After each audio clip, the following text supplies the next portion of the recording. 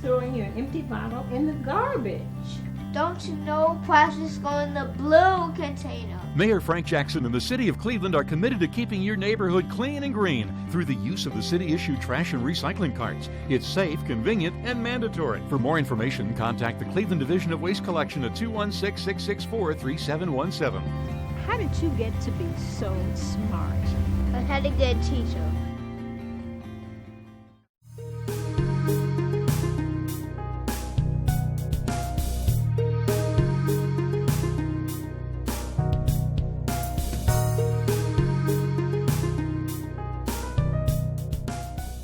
Good evening, everyone.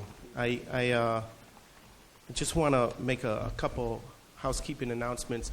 Council people will be coming in and out as the nights. There are community meetings happening in wards. In fact, a couple of my colleagues who are up here tonight have meetings back in their community. So if you see one of them or two of them walk out, they're not being disrespectful. They have community meetings in their own ward.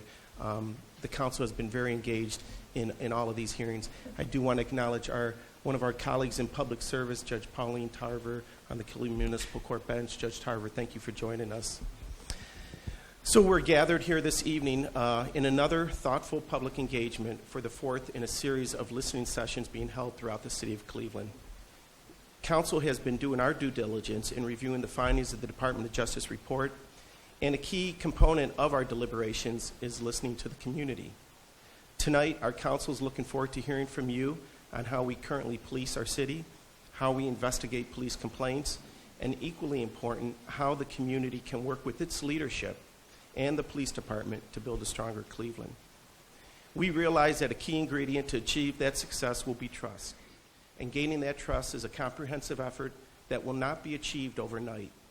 This effort can begin immediately with each positive interaction that one another have, and knowing that our interactions can build a brick on a foundation.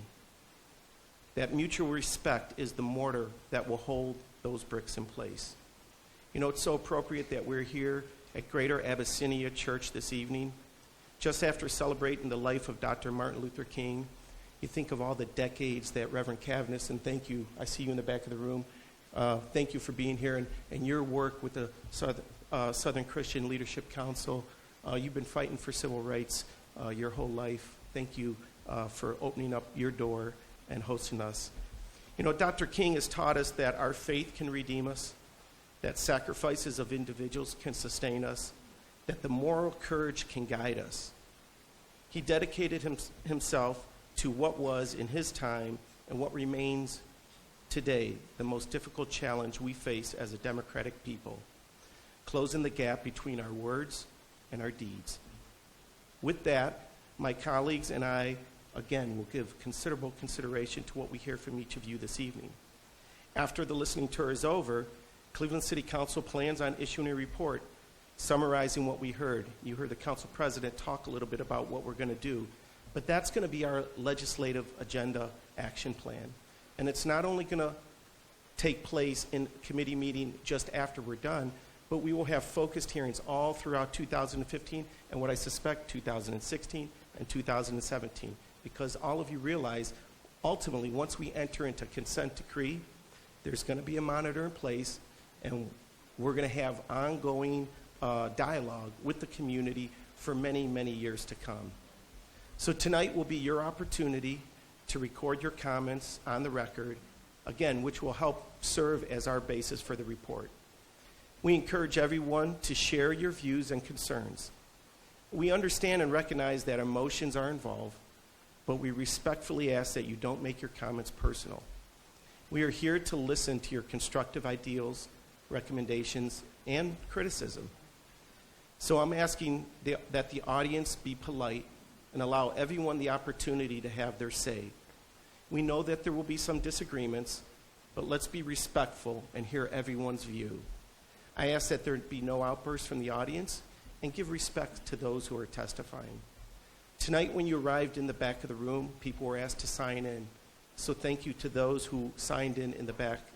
For those of you who didn't, maybe during the course of the meeting, if you can go back there and sign in, would be greatly appreciated.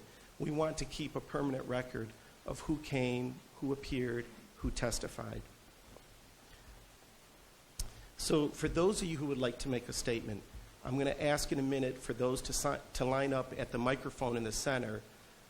If you had the opportunity to testify at a previous hearing, I'd ask that you please wait towards the end of the meeting or the middle towards the end of the meeting to make your comments.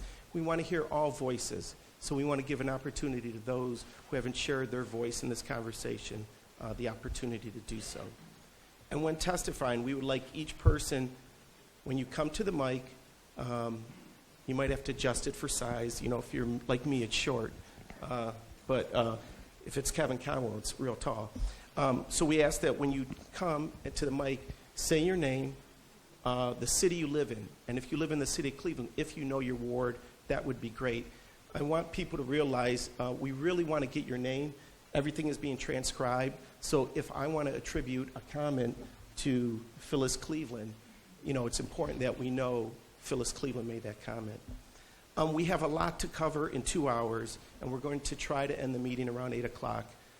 I know a few people in this room might want to make it home by 9 o'clock to watch our president speak tonight. So does everyone understand the process? You okay with it? Great.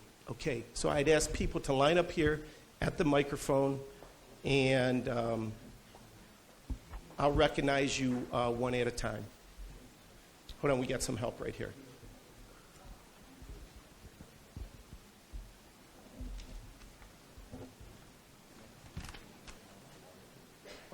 So those who are giving testimony, we have probably over 200 people in this room. I'd ask that you be succinct, maybe 3 to 4 minutes if possible. Sir, start with you. Tell us your name and where you live. My name is Christopher Ayers, and I live in Lorain County. Just moved back in the area from South Dakota, and I heard about a lot of the tragedies that's been taking place throughout the United States. I want to first say I'm a former police officer from CMHA Housing, and also an ex-bounty hunter here in the city and everything. And one thing they taught us in Police Academy is common sense, using good judgment when making calls and everything. And I want to just tell you a few experiences that I ran into. I was dispatched to the area of East 30th Street in Phyllis Cleveland zone there. And I was attached to the bike unit, and I was a first responder. And the call was about a juvenile with a gun. When I approached, there were several juveniles, and they noticed that I was in the area, and they had a gun. And the one juvenile, I noticed that he put it on his leg. As he put it on his leg, I used the experience that I've been taught how to communicate. See, because when I went through the police academy, they taught us that 97% of police work is public relations, 2% is traffic, and 1% is that crazy stuff out there. So as I approached them, I advised them boldly, stay, do not move. Everybody want to go home, don't move. So they complied, and what I'd done was everybody was able to walk away. It was a toy gun, okay? So now another experience was with my son as we moved out to Aberdeen, South Dakota in the year 2009. Someone gave him a pellet rifle, and a call came on him, and he was approached by the police.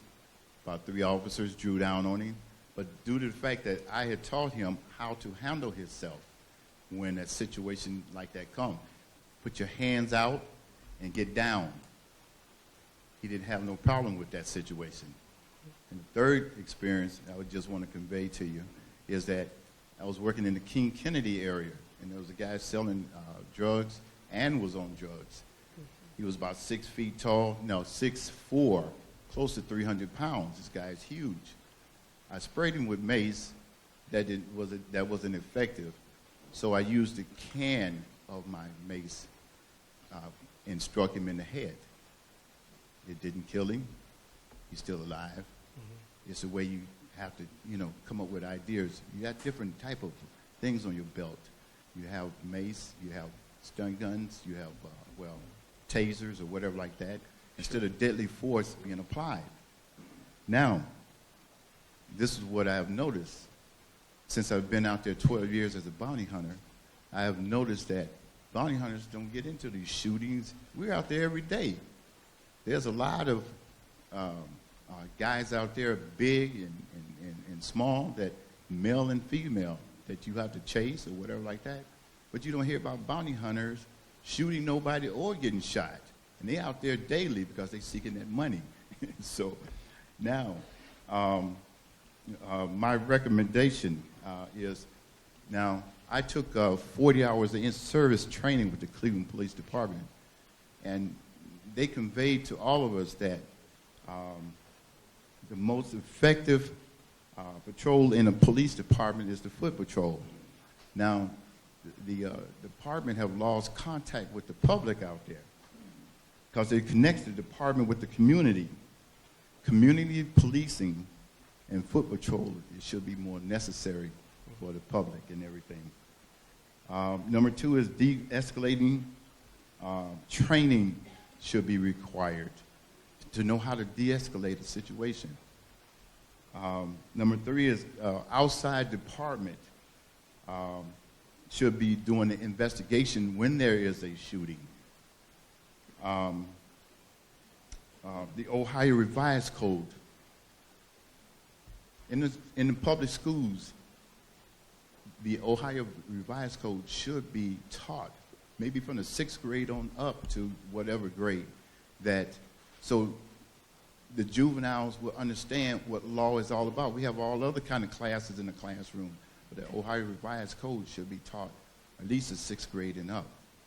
And let me say that, you know, with God, all things are possible,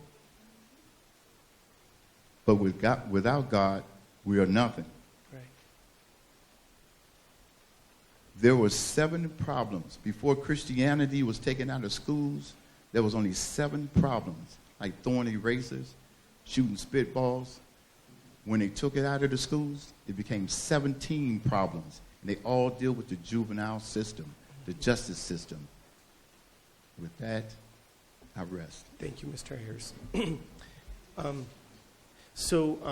you, Mr. Ayers. I do want to acknowledge a couple of my colleagues in public service who are in the room. County Councilwoman Yvonne Conwell, thank you for joining us this evening. And as I said at the onset, we're going to have council people coming in and out. Councilman Jeff Johnson has just joined us.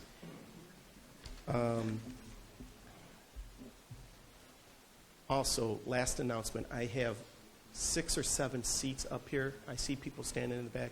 We would not be offended if you walked up in front of people and sat down here. We have seats for people, so there's seats up here if people want to sit down. Come on to the front of the room. Sir, tell us your name and where do you live? Don Freeman, long-time resident of Ward 9 in Cleveland.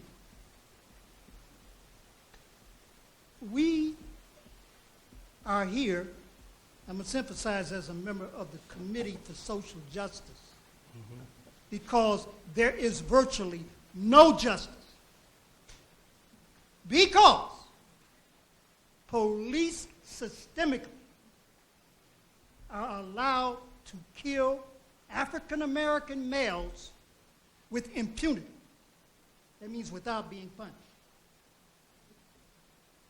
I pray tonight that will not occur again relative to the death of 12-year-old Tamir Rice, which requires his killer, Patrolman Timothy Loman, to be removed from the Cleveland Police Department because he should never have been hired in the first place. Now, I don't know what the county grand jury is going to do after the investigation, but I do know, as part of the system, it is the responsibility of Mayor Frank Jackson and you, City Council, to make certain that Timothy Loman is removed from the Cleveland Police Department forever. Now that's just the tip of the iceberg. The paramount crime that must be addressed is what some of us call the Cleveland atrocity. The 137 gunshots fired November 29, 2012, that have not been addressed.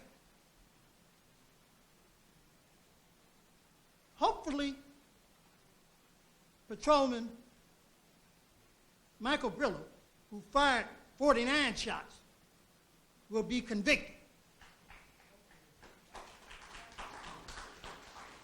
However, whether he is convicted in common pleas court or not, he and all 12, meaning all 13, Michael Brillo plus 12 other patrolmen who perpetrated the Cleveland atrocity and fired the 137 gunshots, it is the responsibility of Mayor Frank Jackson and you, City Council, to see that not only are the 12 who are still getting paid but can't patrol the streets, so they get paid for doing nothing. They, plus Michael Brillo, should finally be fired by Mayor Frank Jackson. And it's your responsibility to make sure that happens. And then, and only then, will justice begin to arrive in the city of Cleveland. Thank you, Mr. Freeman.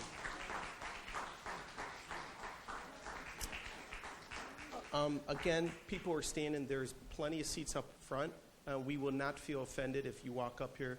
In fact, we'll even help you get up here to get a seat. If we have available chairs, we prefer you to sit down and be comfortable. Just tell us your name and where you live, sir. First of all, my name is Pierre Napier. I live in Maple Heights, the city that Timothy Russell was from before he was massacred by 13 neo-Nazi white police officers. Before I get into my comments, I want to make first I want to make a couple other comments. The first one is Cleveland's first and only black mayor, Carl Stokes, when they had the Glenville uprising, he had to pull all of the white supremacist neo-Nazi police officers out of Glenville to save that community from a bloodbath. The other comment I want to make, and I think it's significant, the day that the Cleveland Police Department went on strike, that was one of the most safest days in this city that I have ever known. Because when they went on strike, they took the criminal element, who they are, the Cleveland police I'm speaking of, the neo-Nazis, they took them off of the street, so crime went to zero because the citizens knew that the criminal element are protected by the police because they are part of that trade. The neo-Nazi movement in this city, or should I say the white supremacist neo-Nazi movement in the city, I predicted after that massacre of Timothy and Melissa that those neo-Nazi white officers would go free. And they did go free. And I'm going to predict in the case of Tamir Rice that Loman, who Jeff Johnson told me out in front of Olivet Church, that he was indoctrinated into the neo-Nazi movement by other officers. The man has a weak mind. He has mental health issues that need to be checked out. But 4 police agencies refused to hire him. Had he been a black man, he never would have gotten nowhere near the Cleveland Police Department. The Cleveland Police Department is made up of intergenerational, just like politics in this city. Rousseau and Corrigan and all those people do black people harm. They got to stop following behind these neo-Nazis and these Democrats. They deported them Yanyuk and sent him at 80 years old, sent him back to where he came from of a crime that happened 70 years ago. I am Pierre Napier, the storyteller for freedom. on Sunday, November the 23rd, 2014, at 6:30 p.m. outside the Cordell Recreation Center, I spoke with 12-year-old Ariel Brown at the site of the barbaric killing of Tamir Rice by the neo-Nazi Cleveland Police Department, Timothy Lohman, the shooter, and Frank Goldback. This 12-year-old, a friend of Tamir Rice, called the killing of her friend a hate crime, stated her feelings as sincere as an adult would, but she is not an adult. So what's next? Do we as citizens again sit back and wait for Mayor Jackson, who won't take a stand, to hold meetings of propaganda and deception, allowing more killings to happen, and then judge as justifiable? The killing is the start of a war on 12-year-old black children by the neo-Nazi movement in the ranks and leadership of the Cleveland Police Department, with possible ties to the domestic terrorist ISIS movement. May God bless all 12-year-old children living in Cleveland, Ohio, and keep them safe from all harm. May the peace of the Lord be with each of them.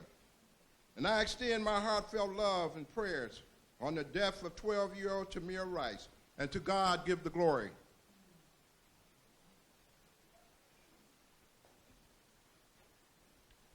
Willie Lynch, Frank Jackson, Negro Mayor of Cleveland. And for those of you who don't know anything about Willie Lynch, I encourage all of you, both black and white, you need to read it, because I'm going to be using that a lot of literature as we go through this year. Willie Lynch, Frank Jackson, Negro Mayor of Cleveland, must resign for the betterment of the black community. The Department of Justice, United States Attorney Stephen M. Dallenbach stated he has never prosecuted a white neo-Nazi officer for killing a black citizen. He needs to follow Frank Jackson and resign.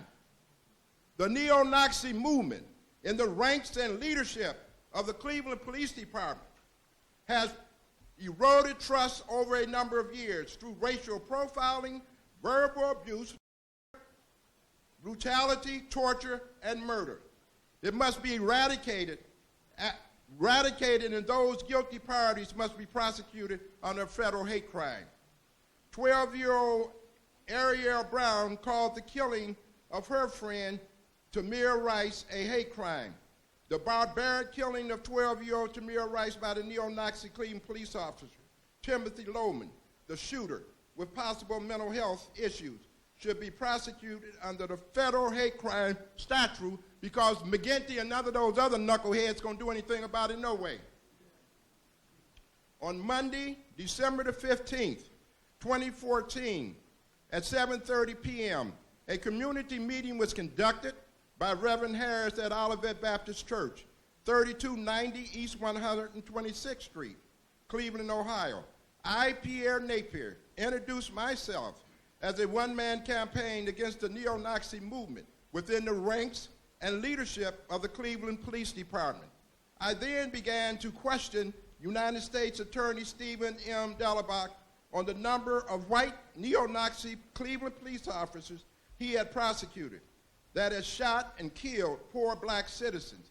He stated that he has never prosecuted a white neo-Nazi Cleveland police officer. It was also pointed out to Attorney Dallenbach that he failed to include racial profiling in his report on the neo-Nazi movement in the Cleveland Police Department. No response from him. Some of the people in the meeting called out, was it because of white supremacy? Again, no answer was given. However, Reverend Harris then whispered in my ear he was aware of white supremacy. My question is, does the United States Department of Justice, Civil Rights Divisions serve the best interests of poor blacks in Cleveland, Ohio?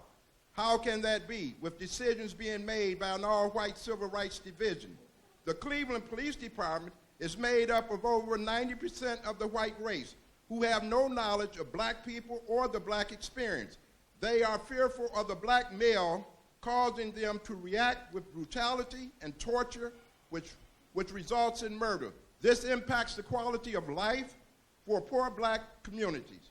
We need, as black people, to solve our own problems and not continue to act as if we are still under the slave master's will while they continue to kill our children. Cleveland, Ohio, a city with a long history of racism, a city in crisis. Thank you. Thank you, Mr. Napier. Can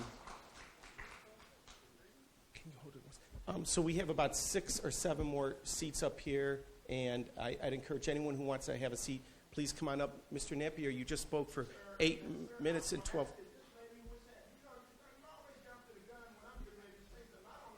Mr. Napier. That would be fine, Mr. Napier. That is fine. So to the rest of you in the line, there's probably 20 people standing in line. We want to hear all voices. If you could keep your comments to 3 to 4 minutes, would be greatly appreciated. Please, Miss, tell us your name and where do you live? My name is Gail Ward. I have been a resident of Cleveland for all my 56 years. Mm-hmm. There's always the saying that attitude is everything. Mm-hmm. Attitude is what gets a young person the difference between going to college and getting a degree. Attitude is what brought the Seattle Seahawks back in less than 2 minutes to win their championship. That's right. What I have found as years go by, as I gotten older, and I'm not saying every police officer, but it seems like they have started to grow and grow, feel like they are above the law. Because they wear that uniform, because they have that badge, in doing maybe their duty, they tend to be overzealous and feel like they can treat anybody any kind of way.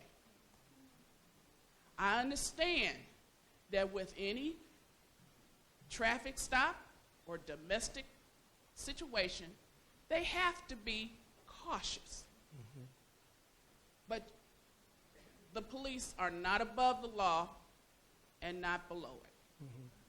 I understand they are giving a certain consideration because they represent the law. I underline the word represent. They are not judge, jury, and executioner. Okay?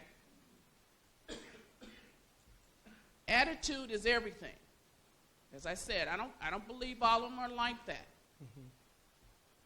But one of my church members said Sunday her son was in a car, got pulled over, him and another friend.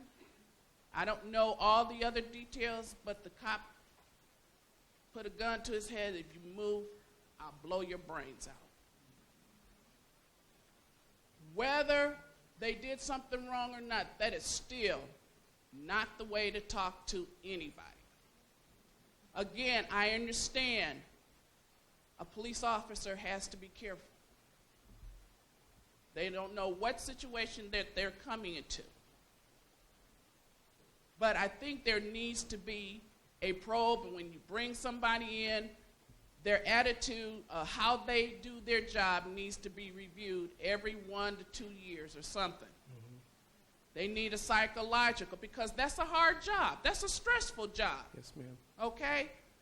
They're not above the law, and they need to be told. Again, too, when we have them go into court, I don't want any judge feel like, okay, I'm going to level the playing field. I'm not going to say, you, officer, you were wrong.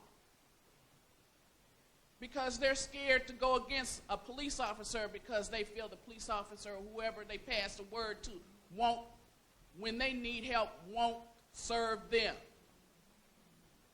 I had years ago a ticket in Lyndhurst. I was unfairly given a ticket for speeding. It was a car ahead of me. And I proved my case to the judge. The judge asked the police officer twice, "Are you sure it was that lady?" Officer said, "Yeah." He even had the description of my car incorrect. I had a picture of my car. I said, "Your Honor, this is a picture of my car," because I had to defend myself. The judge said, "Well, I think both of you are lying, so I'm going to dismiss it." No. He should have said, "I don't think you were quite correct in giving this woman a ticket. Wrong is wrong. Wrong is wrong. Period." And that's the way it should be. No council person, no judge should feel afraid to tell an officer they're wrong. And if they are found wrong, don't whitewash it and lesser the punishment because they are a police officer, because if we did the same thing, we'd be under the jail. But attitude is one thing. One quick other thing, there's the other side of the coin. I think with everything that has happened, I think we as parents now teach our children what to do and what not to do. We emphasize that because it's not all the police officers, it's not always all our kids.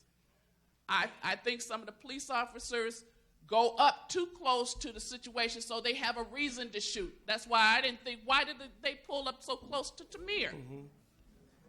To put themselves in harm's way, to have an excuse, a reason to shoot. That was wrong. What I've always understood, that you're trained to make a decision whether to shoot or not, and be far away so you can cover yourself. Mm-hmm. But attitude is everything. Thank you, Ms. Ward.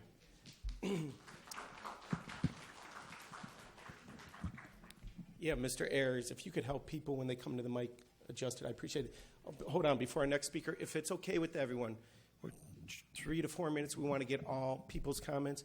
If you're going over 4 minutes, I'm going to raise my hand to ask you to kind of succinctly collect your thoughts and wrap it up.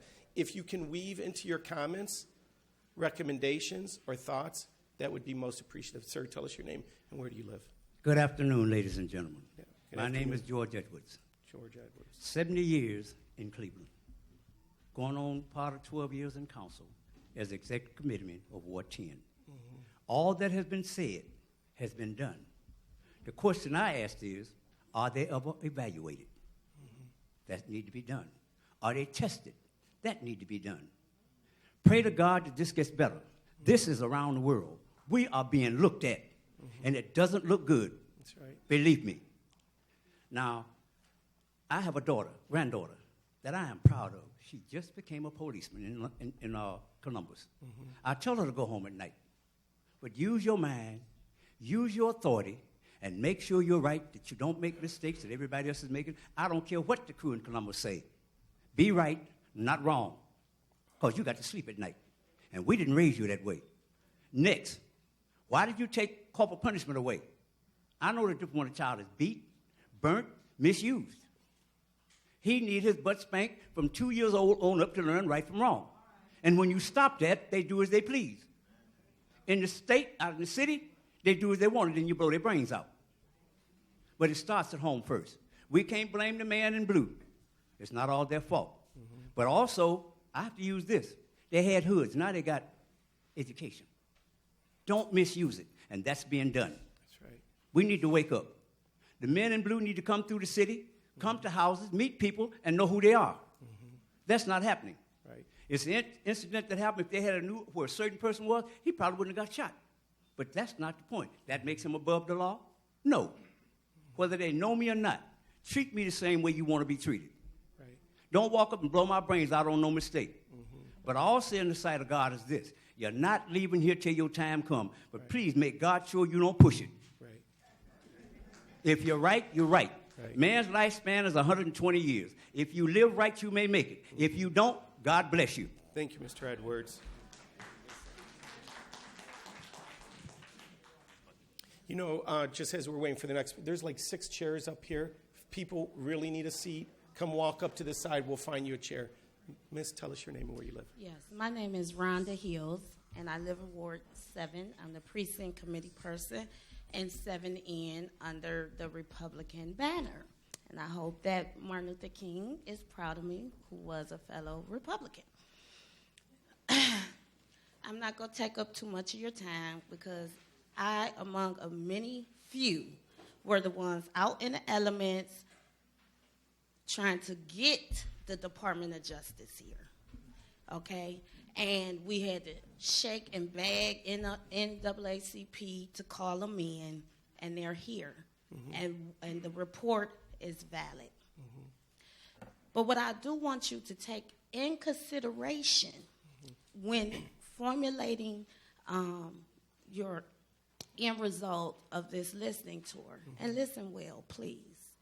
If you don't take in account the interdependent, interrelated way and manner all these agencies work together, you're not going to stop anything, okay? Because, see, number one, you got judges that do not honor their oath of office, that sit up and know those police have done wrong, okay? Because in 2004, I got a driving infraction in Shaker. In 2008, I was pulled over. I had just got my license and renewed my tag. But the man, and he saw it. I didn't have my purse. I didn't have my license. But he saw the tag had just been renewed. But his supervisor told him to give me this ticket. Then there was a judge that charged me double jeopardy. Do you hear me? This thing is interrelated, and it is disgusting. Okay? On a spiritual level, I didn't even know what evil eye was until I kept being followed by the police. I'm like, what am I doing wrong? I'm going to my kids' school. I'm taking my son to football practice. I'm coming home doing homework to start my day over again. Okay?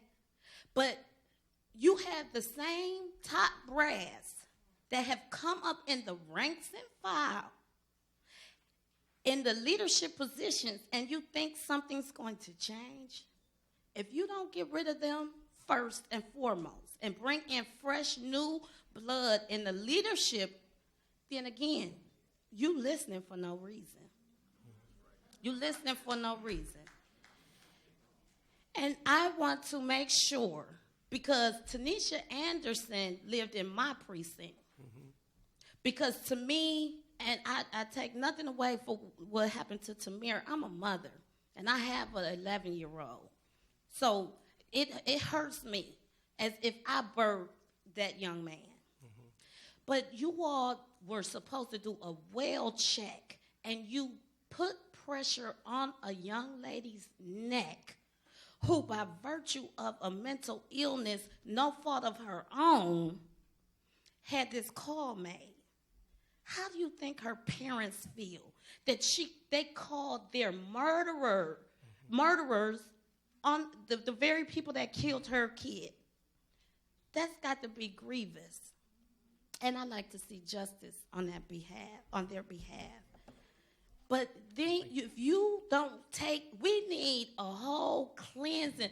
This city, this county needs a fast. And I really didn't come to talk to y'all. In my Father's house, I came to pray to him that he, by the aid of the Holy Spirit, convict you all to do what is right in his sight and do what is pleasing in his sight.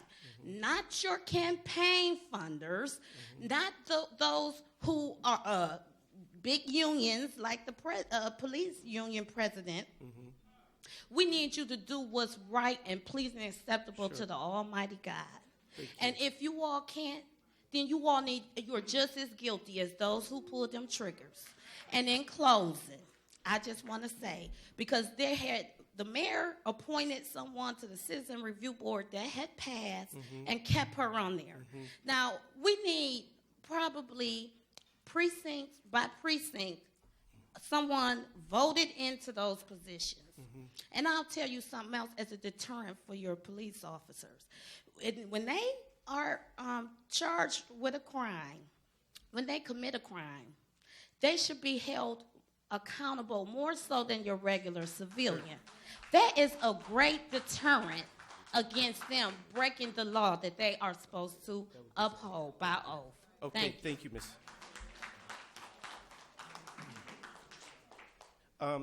Thank you, Ms. Hills. I do want to, again, this is a listening tour, so I want as little response to each comment that is made. My colleagues behind me, they're mothers and fathers. We grieve too. And we don't hire and fire police officers, but we are going to bring attention around these critical issues. So I just want everyone to understand this is not easy. My colleagues have been up here now. We're going on our 14th hour of these types of meetings. But what you have to say is important. But I just want everyone in this room to understand these individuals behind me, they care. I care. And so thank you, sir. Your name and where you live. Bill Swain. I'm with the Revolution newspaper. I live in the city of Cleveland, actually right near where Tamir got killed. Okay. I want to say for this system, I want to first say this thing around hearings for the next, 10 years? Hey, Bill, just hold on one second. Oh. Pastor Cavness, Reverend Cavness is opening up. We're going to have some chairs on the stage, so those who need to sit down, please come up here to the side. Don't feel like you're disrupting the meeting. And then you can go sit up there. Bill, please continue. Yeah, the whole thing of having hearings. I want to know, when are you going to stop having the hearings and go down to City Hall and say, we want these people, these cops, not going to a grand jury, indicted and sent to prison for killing people, black people, brown people, and then once in a while, black people. The reality of black lives in America is that they do not matter, and that the police enforce that racism. Black cops, too. Who killed Angela Miller was a black cop. Who killed Guy Wills was a black cop. So they're boys in blue. They are actually, like we call them, legal Klansmen. Now, I think the point then is, and if you forget the reality of black lives in America, think about Tamir Rice. Not only did they come at him, shoot him, but then they throw his sister on the ground and throw her in a squad car and watch him bleed out. Where's the humanity? Tanisha Anderson, it doesn't take training. It takes humanity. Nobody in this room would do that. They would treat her with love and caring. What can we do with you, sweet? We'll get you where you need to be. But the police do something different. And I don't think that people talk about good and bad cops or they can be reformed. Under this system, they're doing what they do. They enforce it. Yesterday, people were arrested for protesting on the bridge, Detroit Superior Bridge, on Martin Luther King's birthday. And I thought of the bridge in Selma, the same shit. So the point I'm saying is this is what this system's about, and you all just represent it. So I don't expect any change from you unless you actually step out and say we're going to indict. We're not allowing this grand jury to carry the day and cover it up. And then people say there's good and bad cops. Well, okay, where are these good cops? I hear it all the time. Oh, he was a good cop, blah, blah, blah. But I never hear them stop a killing, stop a brutality. Or why don't they come forward now and say, oh, wait. We don't want Loman getting fired is ridiculous. Actually, if one of us do something like that, I don't think we get fired. We go downtown and then go on to Mansfield or wherever. Who ever heard of getting fired for murder? So I think the other thing is where the system comes in is that if it's not the murder of unarmed men, women, and children is not at the heart of what they do, then why don't they get punished? If that's not really a key part of what they do, repress, hold people down, terrorize black communities, then what are they doing? Why does all this happen? I think it's the role of the police, and Bob Avakian, the leader of the Revolutionary Communist Party, put it, the role of the police is not to serve and protect the people, it is to serve and protect the people, the system that rules over the people.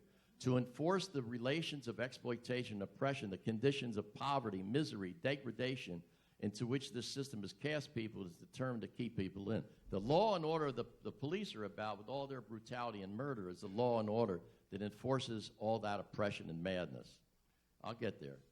This is at the heart of what goes on in the ghettos and barrios all over the country. Relations of exploitation and oppression are being enforced. Racism is being enforced. Male supremacy is being enforced. That's actually what the police do. The solution, one, I think we're building a movement for revolution because we know that a new society would not do that. This would be a thing of the past. Mm-hmm. It's happened in China and the Soviet Union, not China today, when it was actually a revolutionary society. The security forces would rather get hurt or even killed than hurt somebody else. They would go out of their way to do that. So the point I think that I want to make is we need a revolution. We need a new socialist, communist society. And Bob Avakian, the leader of that, has given his heart and soul to the people and has developed actually a visionary new synthesis of revolution. The last point, yes, Bill. Addressing you all to say, I want to see if you're for real. I would have no time to hear any more of these hearings because I don't see anybody stepping out and saying, we want them arrested. We want them arrested. We don't want a grand jury. I never hear anybody say, oh, no, we're not going to grand jury, McGinty. That's over. Because we know what happened to Mike Brown. We know what happened to Eric Garner. You go to the grand jury, it's governed by the prosecutor, and the prosecutor wants, no reprisals against the police. The police can do no wrong because that's part of the system. They're part of it. They're not just sort of, oh, good guys, bad guys. Thank you. Thank you, Bill. Again, for those who are standing in the back, there's chairs up here.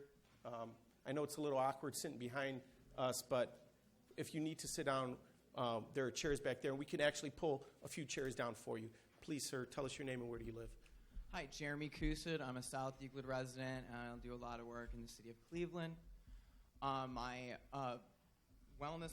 nutritional wellness advocate, and I started a brain food reminder service called Omega Fats Action Network. Mm-hmm. And we've suggested that omega-3 fats and healthy fat intake be included as a wellness priority in conjunction with police reform and training. Mm-hmm. If you look into some of the nutritional science around these nutrients, balanced fat intake is recommended by the World Health Organization that we have a ratio of 1 to 4 omega-3 to omega-6 to maintain health. However, with a lot of processed foods, it's really typical that omega-3 deficiency is just a really common nutritional deficiency, and it's linked to cognitive development issues, mental clarity and alertness issues, and healthy fat intake can help people recover from stress and anxiety. So given that police officers already have high stress and anxiety jobs, we want brain-supportive nutrients working in favor of our officers and not to the detriment of public safety. The public has an interest in knowing that cops aren't experiencing any of these cognitive impairments that can be linked to deficiencies or imbalances. And it can be as simple as administering blood tests and assessments, suggesting dietary adjustments or supplements. This is a comment. Okay. Oh, thanks. Okay. And we recommend that there's brain food reminders posted in. It can be really simple, just to ensure that there's. If we demonstrate leadership on mental health in conjunction with healthy fat intake, I think it sets a good example, leadership by example. And I've given a presentation about this to the Peace Officers Training Commission in Central Ohio, and I'm looking forward to just some leadership with regards to cognition and the state, this mind state, that this is an issue for anyone, but it's really incumbent upon public officials to lead.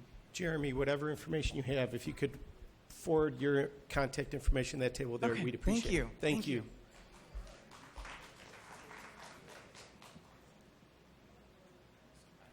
Thank you.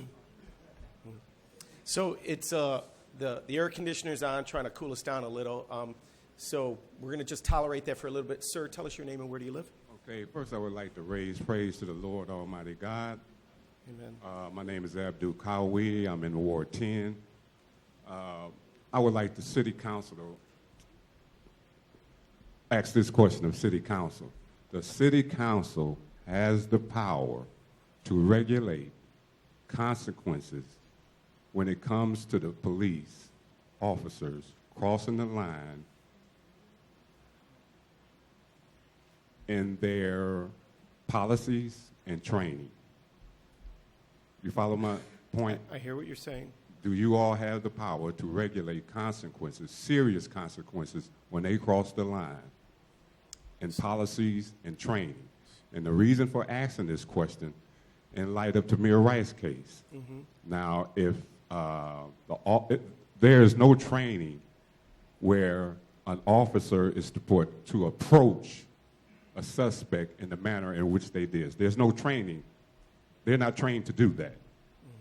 Mm-hmm. In the case of Melissa Williams and Timothy Russell, the policy did not state that 60 cars and over 100 police officers is to be involved in that type of pursuit.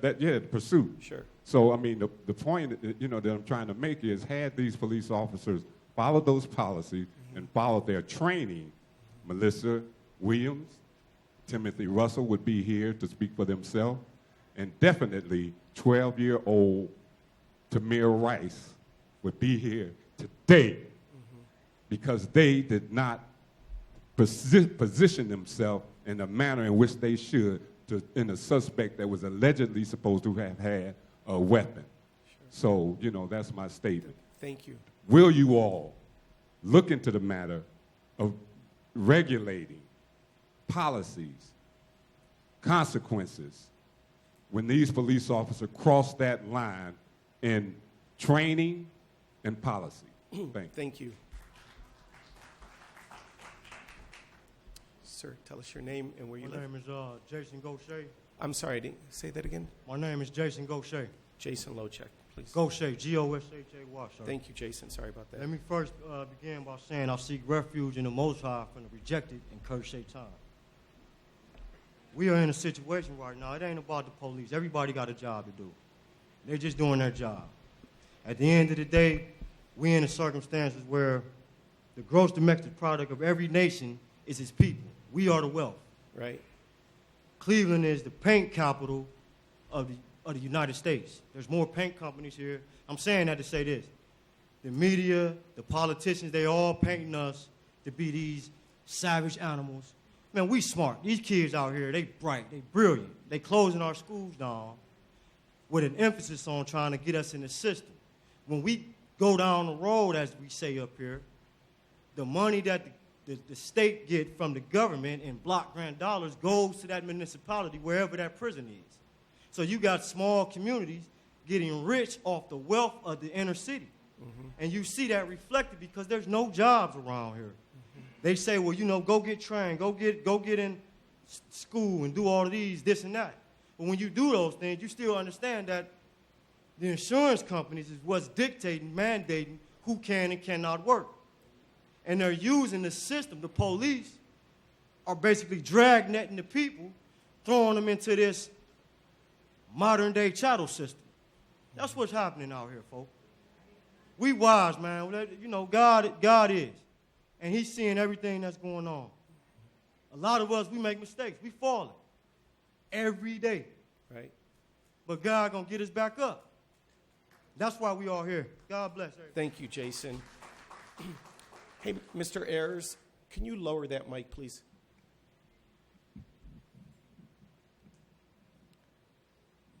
Mr. Ayers, we're going to fire you if you're not staying up on it. Come on, you got one job to do. Sir, tell us your name and where you live. My name is Norm Carl, and I'm on the staff of Revolution Books in Cleveland Heights. And I was one of the people, more than 60 people, who were out yesterday on Martin Luther King Day marching from the Cadell Recreation Center where Tamir Rice was murdered. And we were there not just for Tamir, but for Tanisha Anderson and all the people, not just here in Cleveland, but all across the country whose lives were stolen by police officers, supposedly who are here to serve and protect the people, but who actually see the people as the enemy. And as we've done before, we took over the street and we marched down Detroit. And as we got across West 25th going in on the Detroit Superior Bill, as Bill Swain said, it brought back memories of Selma, Alabama. Because the Cleveland police, not some rogue cop, but a high official, a commanding officer, made the decision that they would not allow us to continue to march as we were on both sides of the street. And they tried to force us off. I was arrested, as well as two other people. David, I'm not sure I'm pronouncing your name right, Schlanger? Yes. And Mike Fiala. Mike Piallo. Yes. And the three of us were arrested together. I was the first one. David was at the top of the bridge, and Mike was further down. Right. Now, the charges against me were dropped. Oh, good. I have no argument with that because I didn't do anything wrong. But also, neither did David or Mike. All of us, as well as the other people who were there, who were protesting, were fighting for justice, for a better world where a young boy, 12 years old, can go out and play and not fear being murdered. Yes. I remember when I was that age, I was playing with a BB gun, and a neighbor called the police. The police came over, they took my gun. I had to go down to the police station with one of my parents, and they gave me a talk on how to do things safely. But this is stolen from children today. They have to fear for their life at the hands of the police. And why? Why do these things continue? I'm a veteran of the struggle of the 60s, when we put our lives on the line, and we're doing it again. And let's get real. Back then, we were also talking about better training for police and everything that's being said now. And if that would have worked, we wouldn't be in the situation that we're in today. We understand. So I think people need to get clear that this is systemic, and this is a system that has no future for millions and millions of people, particularly young people of color. And Michelle Alexander in the book New Jim Crow documented that we're in a new area of slavery, of the new Jim Crow. And Isabel Wilkinson, another author, documented that in this recent period, more people in this country are murdered by the police than were murdered in the heyday of the KKK terror in this country. So what we're seeing is a slow genocide that could quickly become a fast genocide.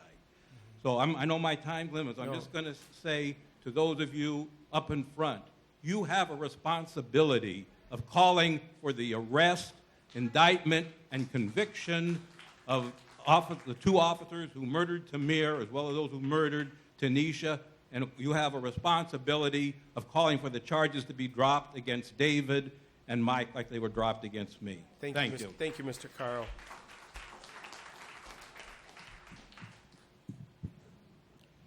Not too low, Mr. Layers. You look at the next guy up. I think that's pretty good. Maybe a little lower. Okay. Good evening. Good evening. Well, my name is Marva Patterson, and I am a Christian community activist, and I've been out here for quite a long time. I've heard a lot of the stories and horror stories where people were abused by the police officers. I am here as a representative of everyone because, you know, we need someone to talk up. Yes, ma'am. Because these things that are going on, it's real. These people are hurting. And we're looking at people who we vote into office because we are voters and we are taxpayers. Whether or not you have a job, you're still a taxpayer anytime you purchase a product and you're paying taxes. So there's a responsibility to those we vote in office to ensure our safety. And police officers, there are some very good ones. And I'm so proud of our Chief of Police, Calvin Williams. I am. Thank you. Yes. And I'm standing here today because I had the great pleasure of talking with the chief of police out of Banning, California. I don't know if any of you have read about the chief of police. This chief of police in Banning, California has done some of the most remarkable things that I can say. And one thing I want to read to you today, if you will allow me, is the Law Enforcement Code of Ethics that they created for their law enforcement officers. And I am asking and requesting that this code of ethics be placed into whatever you need, into the contracts of our police department here. And I will read it. And thank you for providing a copy of that, because we have that for the record. I have enough. Yes, please, Ms. Patterson. The police chief is Chief Alex Diaz. And the Law Enforcement Code of Ethics as followed. As a law enforcement officer, my fundamental duty is to serve the community, to safeguard lives and property, to protect the innocent against deception, the weak against oppression or intimidation, and the peaceful against violence or disorder, and to respect the constitutional rights of all to liberty, equality, and justice. I will keep my private life unsullied as an example to all, and will behave in a manner that does not bring discredit to me or to my agency. I will maintain courageous calm in the face of danger, scorn, or ridicule. Develop self-restraint and be constantly mindful of the welfare of others. Honest in thought and deed, both in my personal and official life. I will be exemplary in obeying the law and the regulations of my department. Whatever I see or hear of a confidential nature or that is confided to me in my official capacity will be kept ever secret unless revelation is necessary in the performance of my duty. I will never act officiously or permit personal feelings, prejudices, political beliefs, aspirations, animosities, or friendships to influence my decisions. With no compromise for crime and with relentless prosecution of criminals, I will enforce the law courteously and appropriately without fear or favor, malice or ill will, never employing unnecessary force or violence, and never accepting gratuities. I will recognize the badge of my office as a symbol of public faith, and I accept it as a public trust to be held as long as I am true to the ethics of police service. I will never engage in acts of corruption or bribery, nor will I condone such acts by other police officers. I will cooperate with all legally authorized agencies and their representatives in the pursuit of justice. I know that I alone am responsible for my own standards of professional performance and will take every reasonable opportunity to enhance and improve my level of knowledge and competence. I will constantly strive to achieve these objectives and ideals, dedicating myself before God to my chosen profession, law enforcement.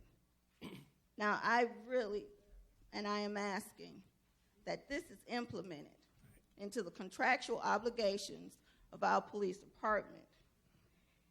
And Chief Alex Diaz of the Banning Police in California, he, to me, is a great representative of the police department. Sure.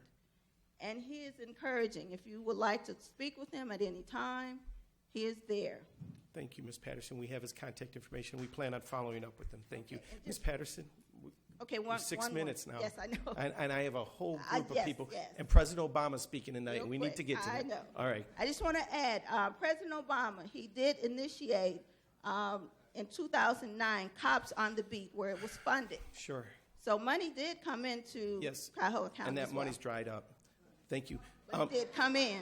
I understand. So just before the next speaker talks, all of you have an agenda. For those of you who don't feel comfortable getting in line and you want to make a comment or a suggestion, write it out, turn it in at the head table. We'd be happy to receive that. Sir, tell us your name and where do you live? How you doing? Good. My name is Fred Ward, and I run the Kanemo Lighthouse Center on 105 Educational Center. And this is my first time on the mic. You sound good. Yeah. But I want to acknowledge first, a lot of people, I done listened to a lot of different forums. Yes, sir. But I want to acknowledge the people that I see around the room that have been fighting this great fight for years. Decades. No doubt. But I want to frame my comments up under a concept. Please. The road less traveled versus the road of least resistance. Right. Okay?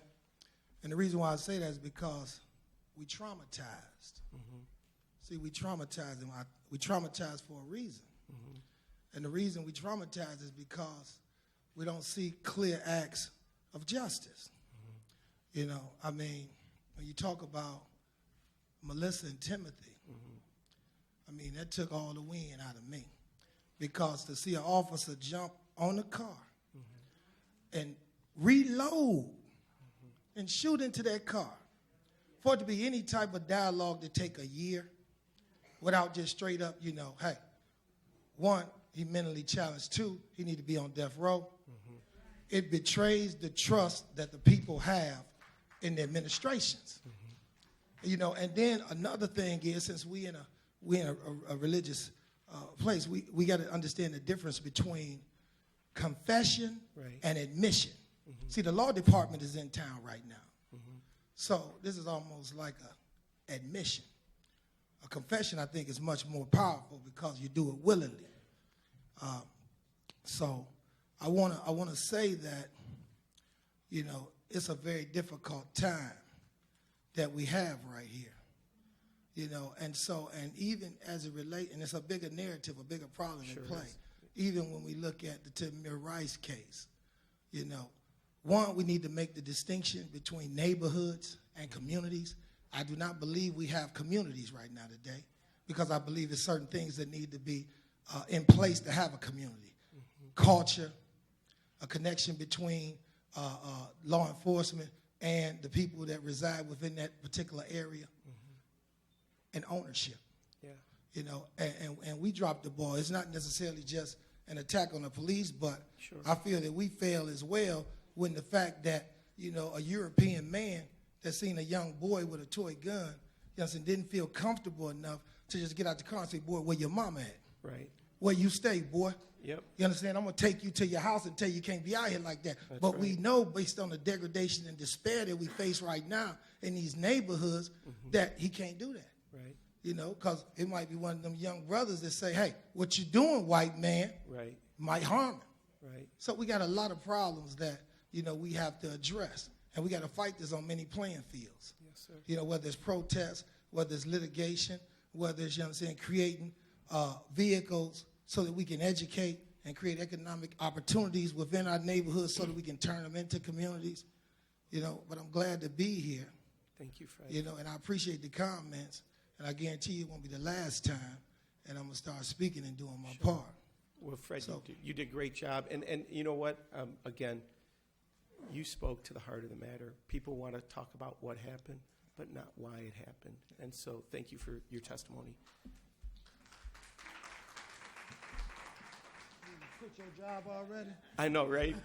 Come on, Charles. I'm working. You're working. Yes, my name is L.G. Trotter. I grew up in Ward 7. I'm executive CEO of Real Men Speak. I have a radio show. I'm also an alumni of Ohio State Penitentiary. I grew up running. Buckeye. Yes, true Buckeye. True Buckeye. And I must say, yes, sir. Growing up in Ward 7 under Fannie Lewis, yes, sir. This whole police thing, you guys act like this is new here in Cleveland. In the early 80s, I had a very good friend named Mark Bass that was gunned down at his front door in his mother's arm after a domestic dispute with a girlfriend just on 90th and Running home, police got behind him after being called. Gets home.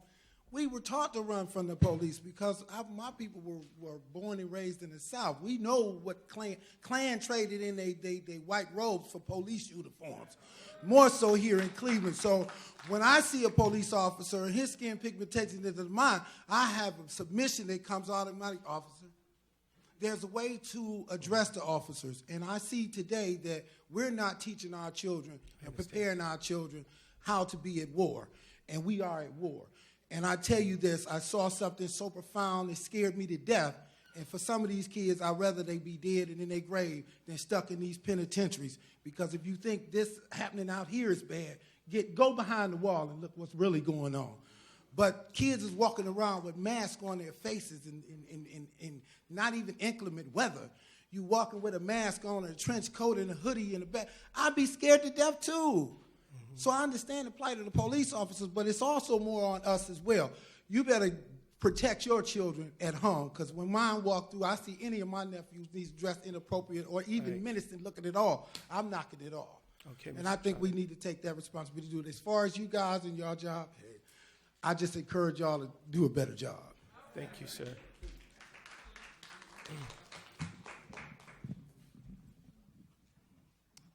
Hello. Good evening. My name is Patricia Crutchfield. I'm a Cleveland resident, and I'm a mother. I have a son, and I have taught my son how to react when the police stopped him. And he recently had an incident going to school. He was crossing the street, it was green light, came home and told me. Police almost ran him over. He threw his hands up. His police got out and was so disrespectful to him, you know. And this is the thing that I'm concerned about, your hiring practice. You must have people that understand the community. Sure. If you are afraid of black males, if you're afraid to walk around in Cleveland, then maybe you shouldn't be a police officer. So whoever is doing the hiring should do a screening about the culture that you're going to protect. And I also think that there's a police district in every school area.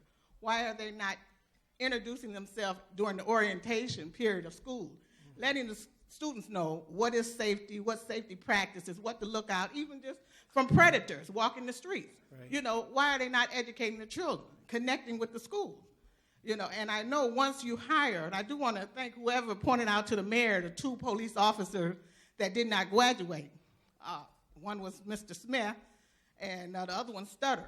Now, you cannot be a police officer if you cannot give a directive to the person that you're trying to arrest. You have to be able to speak clearly so that they will understand what you want them to do. So this hiring practice is a major concern of mine because we cannot have this happen again to our young children. Thank you, Ms. Crutchfield.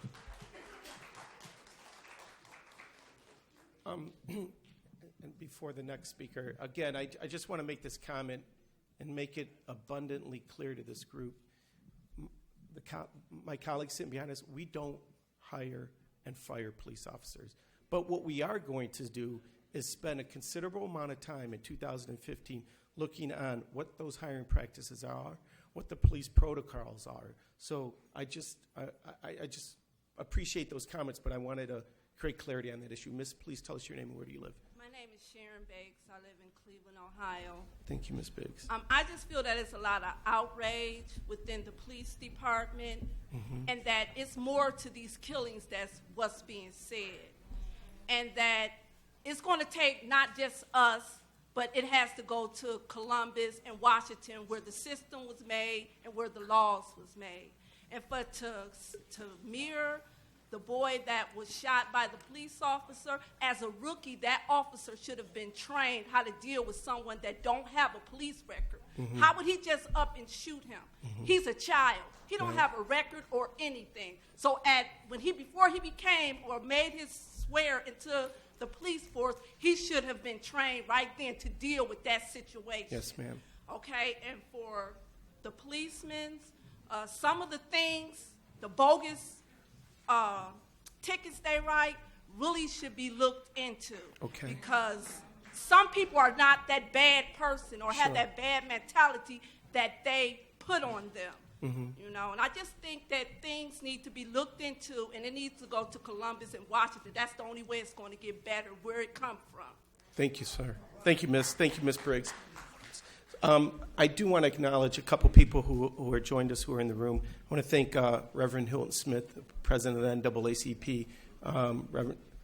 Reverend Smith, thank you for being here. I want to thank a couple of our colleagues in public service. State Senator Shirley Smith, thank you, Senator. And County Councilman Anthony Houston, thank you. Harrison, I said Houston. County Councilman Anthony Harrison, a great public leader. Thank you for joining us. Sir, tell us your name and where do you live? Ken Bender. Oh, wait. Cleveland, Ohio. Oh, I recognize you. Sir, tell us your name. Sorry about that. Ken Bender, Cleveland, Ohio. From plantation to prison, from slave catcher to police officer. The method is the same, the message has changed. Once we understand, what is justice? What is justice? Is this justice? Because every time I go down to the division of, every time I go down to headquarters downtown, everything looks like this. Everything looks like this. Why is that? How is that? How is it that this body, the council, city council, no, council for the city, and I want to make that abundantly clear. Something is very wrong. Something is wrong when we have a city council that has done absolutely nothing with the killings. Frank G. Jackson has more killings on his shirt than any sitting mayor that's ever been out there. And nothing has ever been done. I see one guy out there that has enough to say what needs to be said. We're in a church. I want to thank you, Polenzek, for doing everything that you do, because you have the to say what needs to be said when it's time to say what has to be said. Oftentimes, this council has been sold. You guys have been sold like a slave on an auction block. I'll give you $85,000 per year if you do what I say and you agree to vote with my colleague and my colleague agreed to vote with him. Something is wrong. What happened to I stand alone? Because we stand alone. When we look at the word just us, it's just us. When we look at a system of supremacy that has done everything humanly possible to suppress these people, to take, to strip money, when we have a city council that elects to use safety to justify revenue. When we talk about the red light cameras that come into our neighborhood, the Jeff Johnsons that came into our neighborhoods and said that red light cameras are fine in our neighborhood, something is wrong. Something is wrong when you took an oath to be a representative of these people. That's what you did. You took an oath to be a representative of these people. And let's talk about the law. What exactly is the law? How do you find justice in a law that's already broken? How is the prosecutor investigating the prosecutor? How do a drug dealer investigate a drug dealer? You can't. There can never be any justice when it comes to policing. There can never be any justice. The only thing, when you have a system that has been designed, the prosecutor sleeping with the prosecuting attorney. The prosecutor sets up and tells the alleged body, look, this is how we want you to vote. This type of phenomenon is happening all across the city, all across this nation. African Americans are being denied the opportunity to be due process in the courts because the courts sleep with the court sleeping with the prosecutor sleeping with the judge, and the judge sleeping with the prosecutor. And everybody never says anything because it's called the Bar Association, the British Accredited Registry. For all that don't know, it's called the Bar Association, British Accredited Registry, which is sworn to a foreign dignitary. That's what they don't tell you. Something is wrong. You took an oath. These people pay your bills. Your light bill that was due last week, these people paid it. The gas bill that was paid, these people paid it. That's what you guys have to realize. Don't give me a position of authority if that authority can't do for me and mine. What good is a man standing up and saying that I am what I am, and I am what I say I am? You people have a moral obligation. $85,000 is a lot. How many people in this room make $85,000? Not very many. For a part-time job. For a part-time job. Something is wrong. Something is very wrong. We look to this city, this council for the city. We know nothing will ever be done when it pertains to African-American participation in this city. And not only in this city, across this country. Because the very foundations of this very country was built off of slavery. The backs, from plantation to prison, from slave catcher to police officer. The method is the same, the message has changed. And that's what we have to realize. The only thing that I ask you guys to do is do the right thing. Because at the end of the day, that could have been your grandson. It could have been your son. It could have been your daughter. Do the right thing. That's what it's all about.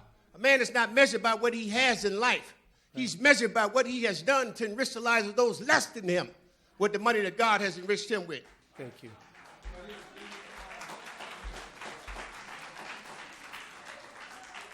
Just lower the microphone. I will tell you that my colleagues and I, we probably average 60 to 70 hours a week. Anyone who tells you it's a part-time position is not. Miss, tell us your name and where do you live? My name is Erica Jarvis. I'm a resident, in Cleveland. All my life, I just live 2 streets from here on Hampton.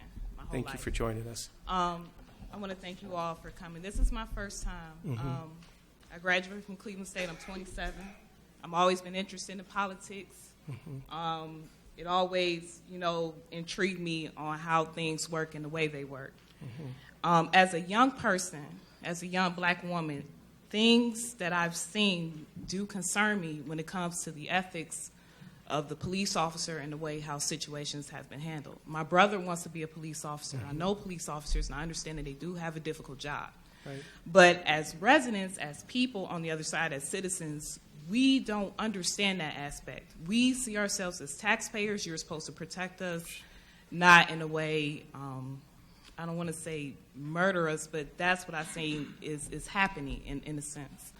I do want to make some recommendations. Sure. And one That's recommendation, what we're looking for is recommendations. One recommendation I would really, really, really like to see Yes, ma'am. is to have some communities or some individuals from the community become, I guess, an external audit of you all or internal processes within the city.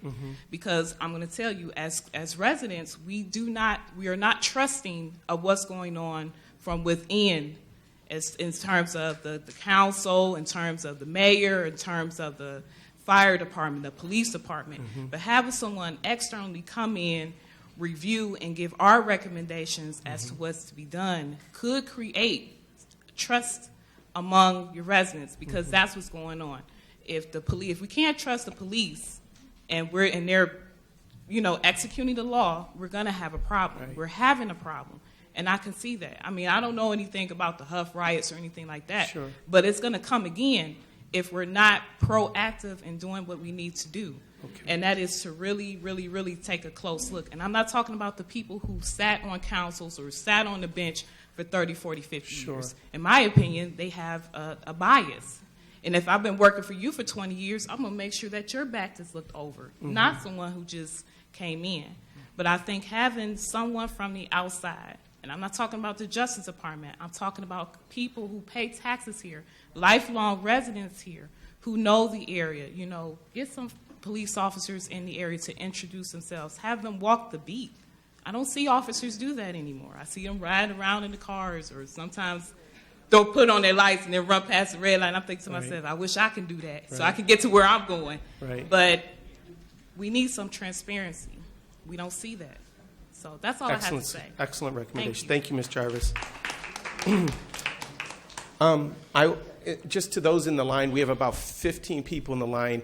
If everyone followed Ms. Jarvis' lead, 3 minutes, it's about 45 more minutes. This way everyone can get out and go home and watch President Obama tonight. Miss, tell us your name and where do you live? Hi. Ooh, okay, I don't have a big mouth. I'm going to step back. My name is Cecilia Sutton, Ward 8, Palincic, I love you. I still need that job, though. I am still a relatively new citizen in Cleveland. Yes, ma'am. I am from the Bay Area. I've been here since 2007. I've been in Collinwood. I love it. Raised a daughter. She's now a scholar at John Hay, 4.5. Congratulations. She's doing well. However, she's my bird of paradise, and she is in a bubble. Can't walk to the store. Right. Can't walk to the library. Can't walk in the neighborhood. Definitely can't ride her brand new bike because of a fear of having it taken. When it comes to the police situation, both my fathers were officers. I cannot stand here and say I hate police. I will not do that. Right. I have not had any bad run-ins, but I have had them come to my residence. They were respectful, articulate, and handled the situation to the best of their ability, and no one was harmed. And I didn't feel like I wanted to shoot them when they got off my porch. My question is this: what about dash cams? Why aren't there dash cams installed in these cruisers? This is a big city. Supposedly, Cleveland is a metropolitan city. I come from Oakland, San Francisco. It's a given that there's going to be a dash cam. It would protect us as citizens, and it would put an eye over officers of what they're doing, what they're saying, and how they're doing it, and how they're saying it. It's just like when you have a child, and he or she is naughty, and they're displaying bad behavior. The way you get rid of that bad behavior is you watch that child, and you see and tell them what they should and should not be doing. Right. Well, we're the citizens. Sure. We should be telling them what they should and should not be doing. Dash cams. There's money available for them, not non-taxpayer money. Right. $500,000. That's a lot of money. Sure. What's the problem? Why aren't they being installed? Teach me how to do it. I'll put a camera in there. I could put a camera in my own car if I wanted to. So if it's that simple for me, or I could use my phone. Sure. If it's that simple for me, why isn't that a simple fix for us as citizens in a big metropolitan city like Cleveland, and we're the only one in Ohio that doesn't have dash cams? Thank you, Ms. Hunt. And I just want to respond to that. So I'm going to speak That's to... my recommendation. I'm going to speak to dash cams in a minute. The city's already appropriated body cameras. There will be 1,000 body cameras that will be on all our frontline officers by the end of April. They're being implemented right now in the 4th District. Next month is the 3rd District. The month thereafter is the 2nd District and the 5th District. And then in April will be the 1st District. Dash cameras, to your comment, there was a generous offer by the prosecutor, $500,000. That's a proposal that the city administration, the mayor's office, and public safety is mulling over and consider. It's much more costly than that. There's no decision. No, Miss. I just want to give you the information, Ms. Sun. Okay. There's no decision been made, yes or no, at this point. Just know that council is pushing for it. I thank you for your comment. We really need to get on to the next person. Okay, thank you. Sir, tell us your name and where you live. Bismillah. This is my name is Abdul Shukrullah, and I've been in Cleveland all my life, just better about a half century. Okay. I'm thinking. Tell me. This is just some opinions of please. mine, and I'm sure you know the constituents around. Sure. I'm thinking with the body cameras. Yes, sir. Sensitivity training. Also, continuing education.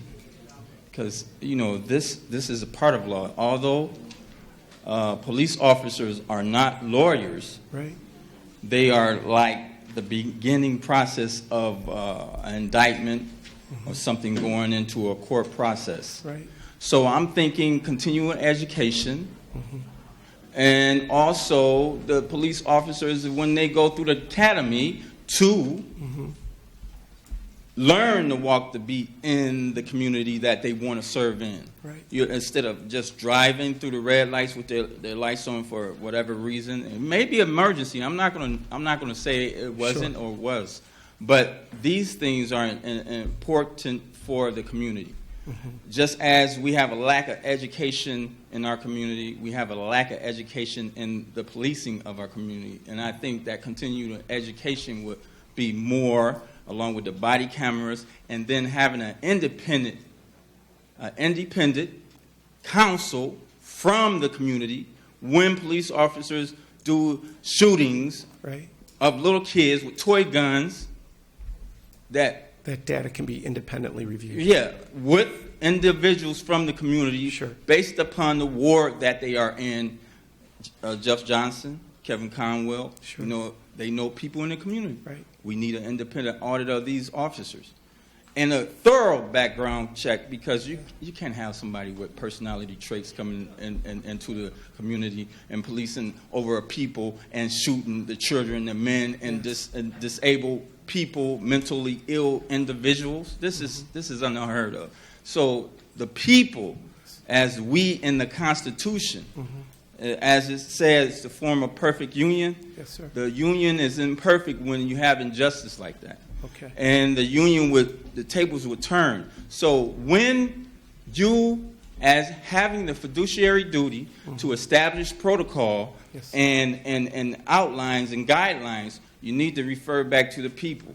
Okay. I think this forum is a good, but too much dialogue don't make any sense when you have useless shootings like this. I hear you, Abdullah. The police officers need to follow the guidelines of their safety manuals or the orientation booklet. And if they fail you, they need to have continuing education classes and tests. Okay. And if they found in violation of that, they fail like everybody else fails. I'm done. Thank you. All right. Excellent suggestion. Yes. Wave your hand in fact. I'm looking at your glasses. Not behind your gap. So that gentleman's going to be our last speaker. We want to get everyone's comments in. Sir, quickly tell us your name and your comment. Ronald Moss. And where do you live, Ronald? Ward 8. Just to piggyback up off his... yes, sir. Please go, Ronald. His communal independent audit yes, review. Sir. Yes, civilian. Sir. Yes. What is the civilian review, and what impact do they have over the instances of political and authoritative professionalism versus immorality? Because that's what he was just talking about. But I know that there is supposed to be a civilian review board. Yes, sir. And we're not going to give our findings today, but that's something that the council's looking into. Please continue your comment. No, my comment this is not Q&A. This is you telling us what you'd like us to look at and investigate. Please, your comments. Can y'all enforce the civilian review board that can oversee the fairness of these instances to make sure they don't happen again? Because I know that it's on the website. If you look it up, it's on the Cleveland City website. But, yes, sir. I'm reluctant to comment to every suggestion. This is a listening session. We're going to be putting out a report in a roughly 45 days with our findings, what we're going to do. The composition of the Civilian Review Board is an issue we're going to get deep into the weeds on. We're not here to debate it tonight, and that's something we're going to look at. That's my commitment to you. Thank you. Next, sir, your name and where do you live? My name is Louis Burrell. Louis Burrell? And I live in this neighborhood. Okay, Mr. Burrell. And I've been here for a long time. Okay. All right. Now, the police is having a hard time of it right now. Yes. And that's due to police chatter. Mm-hmm. That gang mentality is in their locker rooms. Mm-hmm. They won't report on each other. That's how I feel. Mm-hmm. But I also feel that if the police department, who wants new cameras, traffic light signals, and raising money to support this, what they need to do is to support the community in which they get paid from. Mm-hmm. They need to open up recreation centers and be there to take our youth off these streets so they don't get involved with the wrong type of people. Mm-hmm. To go in these schools and be part of that school every day so the kids can get used to them, so the kids can obey them when they get older. Okay. But we don't have that. We have guys coming straight out of the academy, put into a raw environment, which they are not trained for. Nobody is trained for that environment. But I noticed over in Japan that police officers don't even carry guns. And you know why? They make their officers personally know 200 families. And those 200 families only answer to that officer. They have a dispute with the neighbor, they call that officer. Mm-hmm. They have something missing from their yard, they call that officer. He speaks to the other people in the neighborhood to find it out. Mm-hmm. It don't get to the extreme value where neighbor go against neighbor. Sure. Our youth is on the streets. They hanging out on the corner. There ain't no recreation centers. Yes. It ain't no place for them to go. Wherever you put them, you have to have adult leadership there for them. Mm-hmm. Spend some of that money you want to put on the police chest. Nobody want to watchdog on them. You won't need one if you get out there with the people, help influence these younger people. And you got to start that in the schools. And you got to get these kids when they come out of school with nothing to do. It's got to be working on both ends. Okay. I'm not worried about my life. I done made it so far. Right. But I'm worried about those young brothers that ain't going to make it. I'm worried about the jobs that ain't here. Right. It ain't their fault the jobs is here. Some of these kids is unemployable now. Mm-hmm. Because all the jobs available, and we have kids need jobs too. Sure. But all the jobs available because of that almighty greenback. People so want it, you can't take it with you, make the people spend it. Yeah. I'm looking at my community going down. Police department should all investigate all these condemned houses. Make the owner tear them down. Make the bank pay the back taxes on them. Mm-hmm. They don't want to close them down. Enforce that type of law. Sure. All right? I don't want to see the police pull me over because I got no light over my license plate. It's the economy of bad income. Don't cheese me. I hear you. If you need some money, come right out and say, we need some money. Okay? Have you been to Bracknell Court? 5 people that's black live in Bracknell. I didn't even see nothing but black people in their court. Go to Bracknell and make them stay off that freeway. Sure. That's y'all freeway. Okay. Y'all need the money. If the police want to do right, sure, they can. Okay. They got to be human, though. Right. You don't park down the street and wait for an abandoned neighborhood for somebody to creep through a stop sign. Yep. In a property area. Okay, that ain't being right. What do you expect people to feel like over here? You asked me not to carry a gun, but you carry one. Mm-hmm. You know the gun gives the mouth to quiet down. Mm-hmm. That's the light speed. When a police officer pull a gun, he expected to use it. Not to settle down a dispute. Right. Not to start the argument. But when he pulled that gun, he's expected to use it. Your officers pull a gun, they shoot. They expect it to. That's what they train to do. Mm-hmm. You trained a bunch of people to kill people. And with that kind of training, there's a lot of responsibility going on. You've got to ensure that these people ain't lost it. Mr. Burrell, we need to get to the other street. Thank you so much for your comments. Appreciate that. Yes, my name is Major Edwards, United States Army retired. I'm the precinct committeeman in Ward 9, Precinct S. Thank you for your service to our country, Major Edwards. You're welcome. You mentioned that one of the brothers here mentioned about the civilian review board. Yes, sir. And I'm glad he brought it up, and I'm glad you brought it up. Yes, sir. If you want to have more accountability, yes, dealing with the police and the complaints from the community, then you guys sitting up there, the city council, need to change the ordinance to bring the Cleveland Civilian Review Board from a Class 2 review board to a Class 1. Now, let me tell you what a Class 2 review board is. Class 2 means that when a complaint comes to the Civilian Review Board, the Office of Professional Standards does the investigation.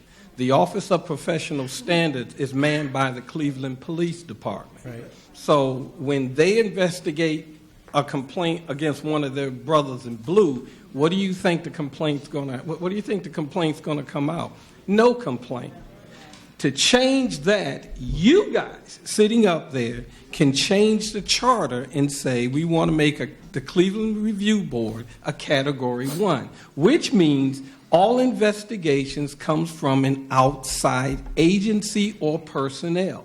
You can take it to the FBI. If you were a Category 1, you can hire former FBI agents to do investigations. You can give the review board more power to suspend, fire, take your findings to the prosecutor and say, the Civilian Review Board wants this policeman to be prosecuted, you can do that. Sure. You can do that. All of this talk about changing their culture would not happen until you make them accountable to the city of Cleveland, the residents of the city of Cleveland. And the only way that can be done, if the police know that if I draw my weapon and kill somebody, or if I be abusive to residents of Cleveland, all of a sudden, that complaint and that picture is going to end up down at the Civilian Review Board, and they have the power to suspend me or fire me or at least make the recommendation to do that. Then you're going to see a change of the police department, their attitude. Okay. But until you guys do that, until you change that review board, till you change that charter, nothing's going to happen. Okay. Not at all. So it's in your hands. It's in your hands to do that. Thank you, Major. Thank you. Major Edwards is my brother, so I was going, he kind of did pretty much what I was going to say. It's by ordinance. You guys passed the ordinances. We've already got a charter, so we don't need to change the charter. We don't have to do anything. The referendum tell was us your name. Pamela Lowry. Thank you, Ms. Lowry. I work for the city too. I also work for the municipal court. I'm not going to go through a whole bunch of stuff that I see Understand. that I need to expose. Give us your recommendations or solutions. The recommendation is just what Major Edwards said. Okay. We have in place, and it has been in place since 1984. We have the oldest Citizens Review Board, one of the oldest in the country. Right. And no one's doing anything. Right. We're batting it away. We're saying, we need training and we need people to sensitize the police. No, we don't. We need to say, if you kill an unarmed person, right, you'll lose your job and you will go to jail. That's the end of it. Thank you, Ms. Lowry. Thank you, Ms. Lowry. Okay, here we are again, Matt. No, we're doing good. So, 1, 2, 3, 4, 5, 6, 7, 8. All right, Mr. Patterson, 8 more to go. Okay, I'll try to be brief. First of all, since yesterday was MLK Day, I'd like Tell to start everyone with your a name. quote. My name is David Patterson, resident of the city of Cleveland for my entire life. Dr. King said unequivocally, and I think this encapsulates where we are. The ultimate measure of a man or woman is not where he stands in moments of comfort and convenience, but where he stands at times of challenge and controversy. That's where we are. Yes, sir. And we have to understand, we all need to look in the mirror and say, what are we prepared to do? That's right. Are we really prepared to do what's necessary? Are we really prepared to say we won't be intimidated by the police union? This has to be done. They talked earlier about consequences for police action, and I will reiterate what I said before because I think it's the quickest avenue to get there. Police pensions need to be grabbed and used to mitigate civil suits that the city pays out. That will stop this in its tracks. There's no way to get around that. If an officer pulls up to a scene and he reaches for his pistol, the first thing he's going to think about is this going to cost me my pension? That's the first thing he's going to do. A couple more things, and I'm going to get off the mic. Please, man. thank you. I'm going to have to reiterate this because people think this is just the police. No, this is from the top levels of government down. 1969, 100 years after the 13th Amendment, Richard Nixon sat in the White House with Ehrlichman and Haldeman and said, and I quote, "The problem is really the blacks. If we devise a system, this is what we need to do, devise a system that recognizes this without appearing to." That's where we are. That has not changed. That is still part of the thought process of white America, that we are the problem. We are not the problem. The problem is we have officers that are acting recklessly, and they're doing it with the consent of their supervisors. Okay. Now, we can say whatever we want to about police behavior, but none of this goes on unless somebody signs off on it. That's the only way this goes on. And so I'm saying to everyone in this room, look in the mirror and decide, are you ready to stand up to make this stop? Thank you, Mr. Patterson. Just lower that. Thank you. Hi, my name is Tanya Johnson, and I grew up in Collinwood, and I'm the owner of McLeod's Beauty Salon at 126 in Shaw. Okay, Ms. We've Johnson. been there since 1972. Okay. On October the 2nd, we had a break-in. Okay. An apartment building was vandalized and plumbing was taken. Mm-hmm. On November 24th, the beauty salon had an attempted break-in. The same night, a young lady's beauty salon up the street was vandalized and lots of things were taken. Called the police to report it, of course. The police came out in a timely manner both times. Requested that the blue light cameras be looked at because it faces my beauty salon. Okay. And whoever tried to break into my beauty salon obviously broke into the lady's beauty salon up the street, but she's around the corner. So I was told to call City Hall. I called City Hall. City Hall said, call 5th District Police Department detective. Right. I called twice. He never returned my phone call. And his secretary said to me, what do you want us to do about it? We're not going to look at the cameras. It's too many criminals to go through. I said, well, we have an idea who did it. There are people who will testify. She said, nobody's going to come to court. I said, people will do their civic duty if you all just take a look at the cameras. Last night, we were broken into again. My question is, or my concern is, we have the blue light cameras. Yes, ma'am.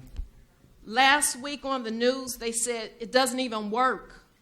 So why is the media letting criminals know when a blue light camera doesn't work? And if the cameras are there to protect the public, then why can't we use them to protect the public and have cameras that work? Ms. Johnson, would you, at the end of the session, come up here and talk to some of my colleagues? I Sure. know that situations like that have happened in my ward where I have those cameras, and we've actually caught the image to use that. So come up here at the end, and All right. let's see if we can help you out. Thank you. Miss, tell us your name and where you live.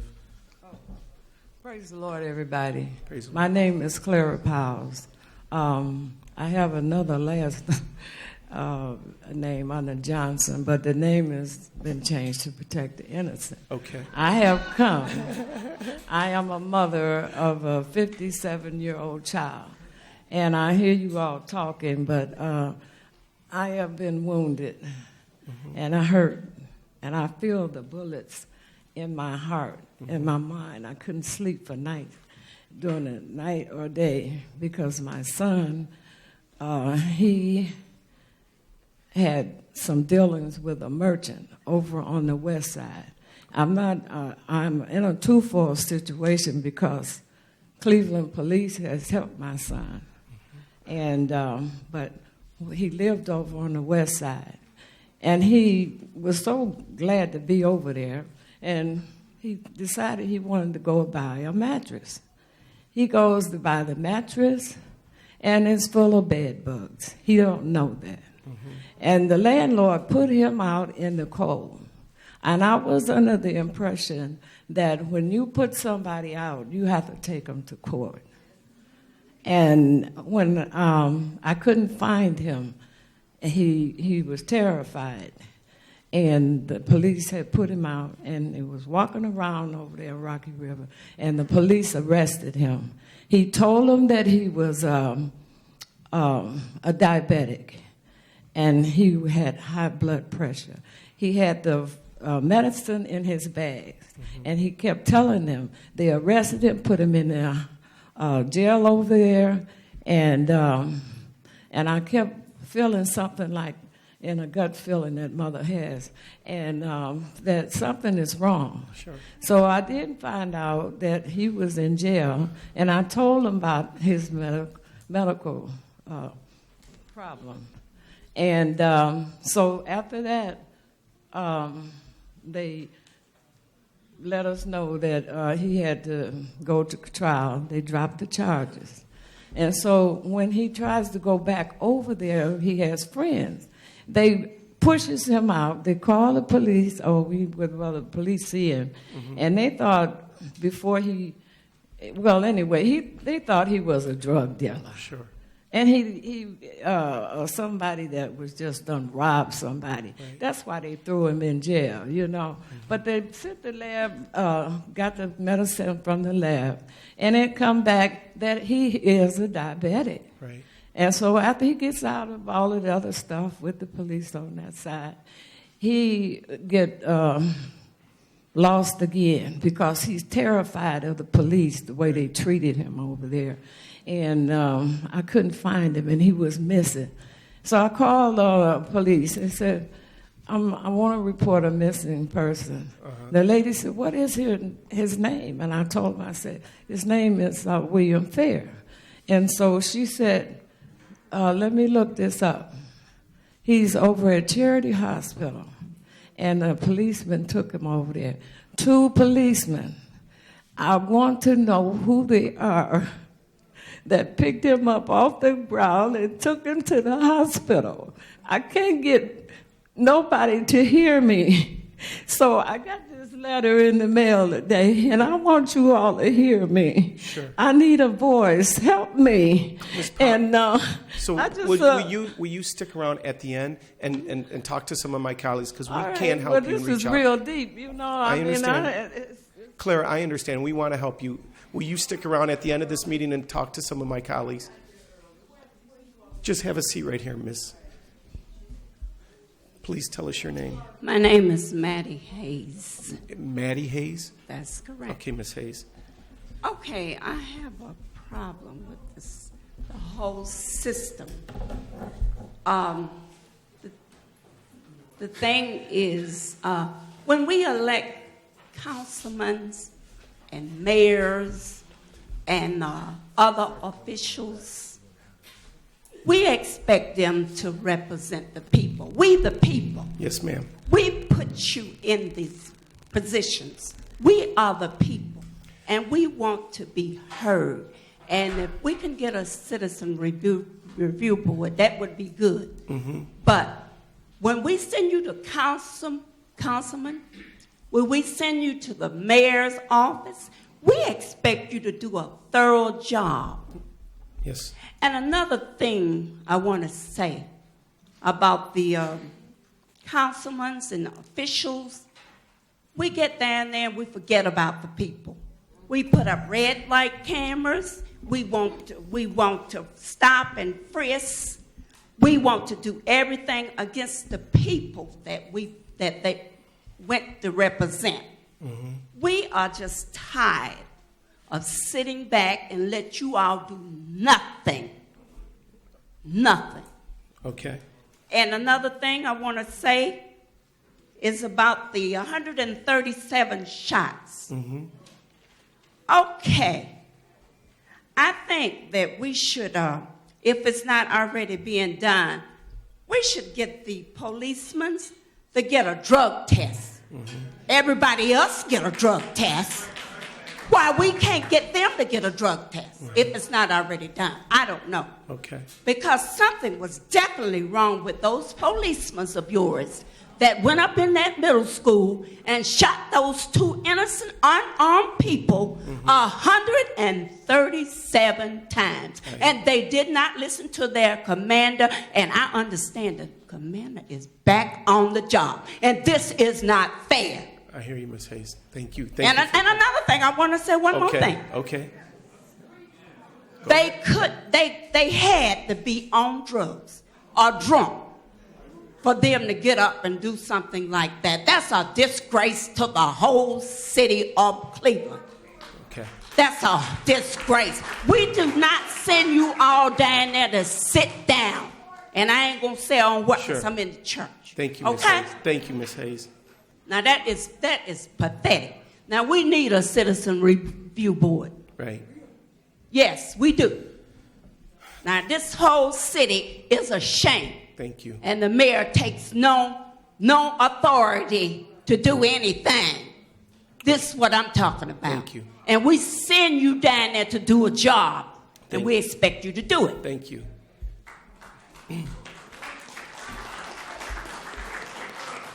Sir, sir, before you give us your name, just hold on 1 second. Just to those in the audience, the easy thing for my colleagues and I to do when the findings came down for the Department of Justice is just do nothing, right?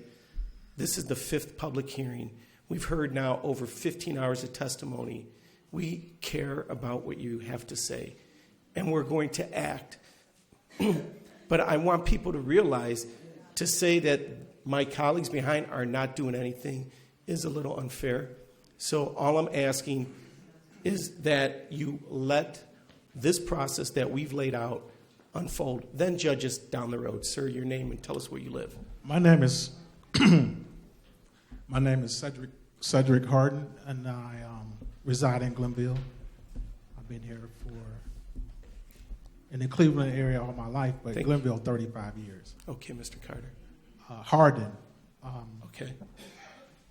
My concern is about leadership.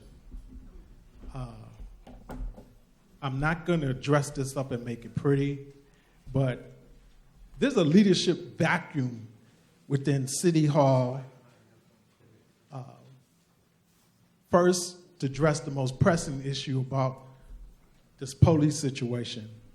How can you look at yourselves in the mirror every day, and you've had a civilian police review board for 30 years, since 1984, but yet you just had the police shoot a 12-year-old child and 137 shots.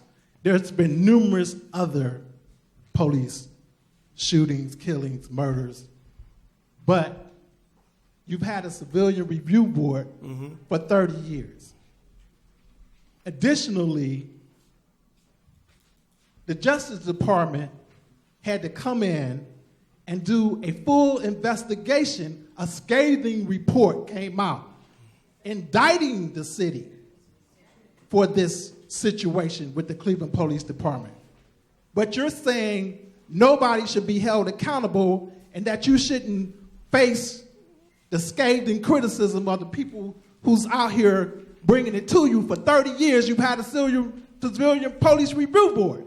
But the Justice Department had to come in and do a full investigation of what's going on in the city. And when the Justice Department from the federal government has to come in and do an investigation, you know something is wrong. Okay. So the leadership vacuum starts with there's no jobs in this city.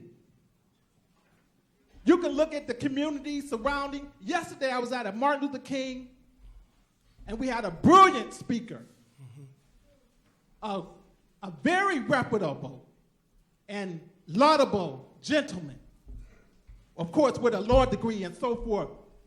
But he spoke about the fact that Cleveland is the second poorest city in the nation. How do you get from being poor when you had the most Fortune 500 companies outside of New York City, and now you're the poorest city in the nation? That says a lot about leadership in this city. If you have more Fortune 500 companies and you get to the lowest low, how do you get there? The only way you can get there is without leadership. There's no vision, there's no solutions coming forth, and that's how we got to this place where we are now. You do not have any leadership, and there's no vision within the city of Cleveland. Thank you for your comments, Cedric. Thank you. Thank you. Thank you, sir. So, 4, 5, all right, you're absolutely the last speaker. 5 more speakers. Please tell us your name. My name is Rachel Smith, and I'm a resident in Old Brooklyn. Into the mic, Rachel. It's okay. My name is Rachel Smith, and I'm a resident of Old Brooklyn. This is my 4th stop on the listening tour. Right, I've seen you at all of them. Yes, ma'am. This is the first time I've spoke because yes. I made a commitment to come here to listen also. Okay. The sad part of that is that commitment was made by me and by others because we felt we needed a record of what was said, because it wouldn't be fair to these people and the people that have been at the last 4 stops to lay their hearts out and talk about their experiences and share their concerns, to have it be documented on video, written down in a report, and then thrown into a drawer. One of the calls that we keep hearing is for citizen review, that the hiring practices have to change and all of that, and we keep hearing wait. But there isn't time to wait. And an example of that happened just a few weeks ago when Brandon Smith was scheduled to be sworn in the 133rd class of the police department. You guys didn't step in. Channel 19, I believe, ran a report on it on the night of New Year's Day that was picked up by activists in the community. And this might be something you've already heard, but these guys haven't, and I only got 2 replies, so maybe you didn't bother reading it. But we sent this. On Monday, January 5th, 2015, the Cleveland Police Department will graduate and swear in the 133rd Police Recruit Class. The public has been made aware that one member of that class, Brandon Smith, was previously involved in an unjustified use of lethal force, during which he and his partner fired 10 to 11 shots into a vehicle during a traffic stop. Though East Cleveland allowed him to resign in lieu of termination, and his actions did not meet the burden of proof for criminal charges to be filed, the department determined that his actions were grounds for termination, and a civil case was settled for $270,000. For many reasons, the City of Cleveland's decision to add this cadet to their police force poses a wanton disregard for the residents of the city, and it is inexcusable. On November 23rd, Tamir Rice died as the direct result of shots fired by Timothy Lohman, a rookie Cleveland police officer who had been on the job for 9 months, despite being permitted by the Independence Police Department to resign in lieu of termination after a performance review documented in his personnel file declared him unfit for duty due to reasons that included a pattern of indiscretion and dismal firearms performance. Cleveland defended the hiring of this officer and stated that reading personnel files from previous departments was not a standard practice in their hiring procedures. However, the city made claims to the media that in light of this incident, changes to the wording and documented hiring procedures had been made to prevent a recurrence of this grave oversight. Right. The hiring of Brandon Smith, failure to thoroughly investigate the circumstances surrounding his departure from East Cleveland PD, and the lack of action taken once they were made aware of the nature of those circumstances, despite the cadets' failure to disclose this information, demonstrate the city has failed to comply with new protocols that require a more thorough review of personnel files belonging to applicants with prior police experience. Right. This serves to exacerbate existing tensions between community and police force that City Council is currently developing a plan to address through a listening tour. It demonstrates a total disregard for the concerns brought to light by the extensive report prepared by the U.S. DOJ after a 1-year investigation into the patterns and practices of the CPD. Ultimately, it constitutes gross negligence in the hiring of police officers and a reckless disregard for the safety of the residents they are sworn to serve and protect. Right. The similarities between Lohman and Smith are glaring. Both were forced to resign in lieu of termination for actions that other departments deemed were not appropriate.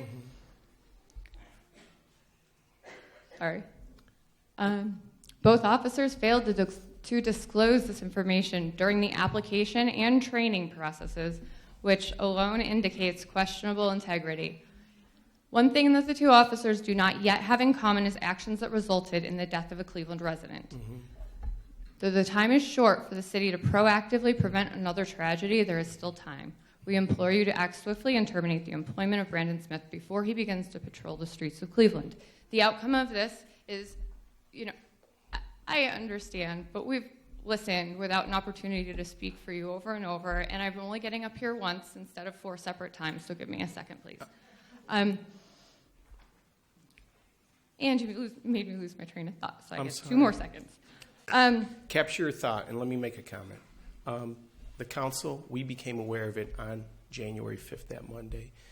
Just so the audience is aware, is the mayor then became aware of it that day and did not allow him to graduate with that class. His status is unknown at this time, at least to the council. And that's something that we're looking into. Finish your thought, His please. status is still a pending the completion of the investigation, and I don't know why. So that I don't we want to know- debate this with you. I'm not debating anything. I'm That's a talking. fact. That's a fact. That's a fact. Please. So there is still a chance that Brandon Smith will be sworn in if we stop paying attention. Right. We felt like we had one small victory that day. We caught something bad and had an opportunity to make things better, and elected officials acted, and that was encouraging for a moment. Until later in the week, one of the officers who was terminated for his involvement in 137 shots was reinstated by a judge. By the judge. I understand that that was not your doing. Right. However, that is an indication that if the city can fire him, but the arbitration agreement will be held up by a judge, that needs to be reevaluated. My point is that we can't wait. This this happened, and it will happen again because you didn't know until we brought it to your attention, and the mayor didn't know until we brought it to his attention, and there's no excuse for that. Thank you, so Rachel. people may die while we wait. Thank you, Rachel. Thank you.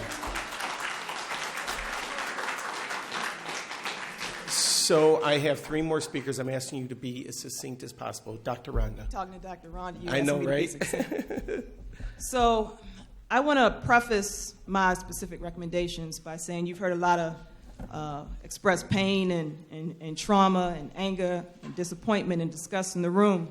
And you've heard a lot of stories in the room as well. And I really hope that you listen to the stories as much as you listen to the recommendations, because in the stories you will also find answers and solutions that you may not have seen before, instead of just dismissing those stories.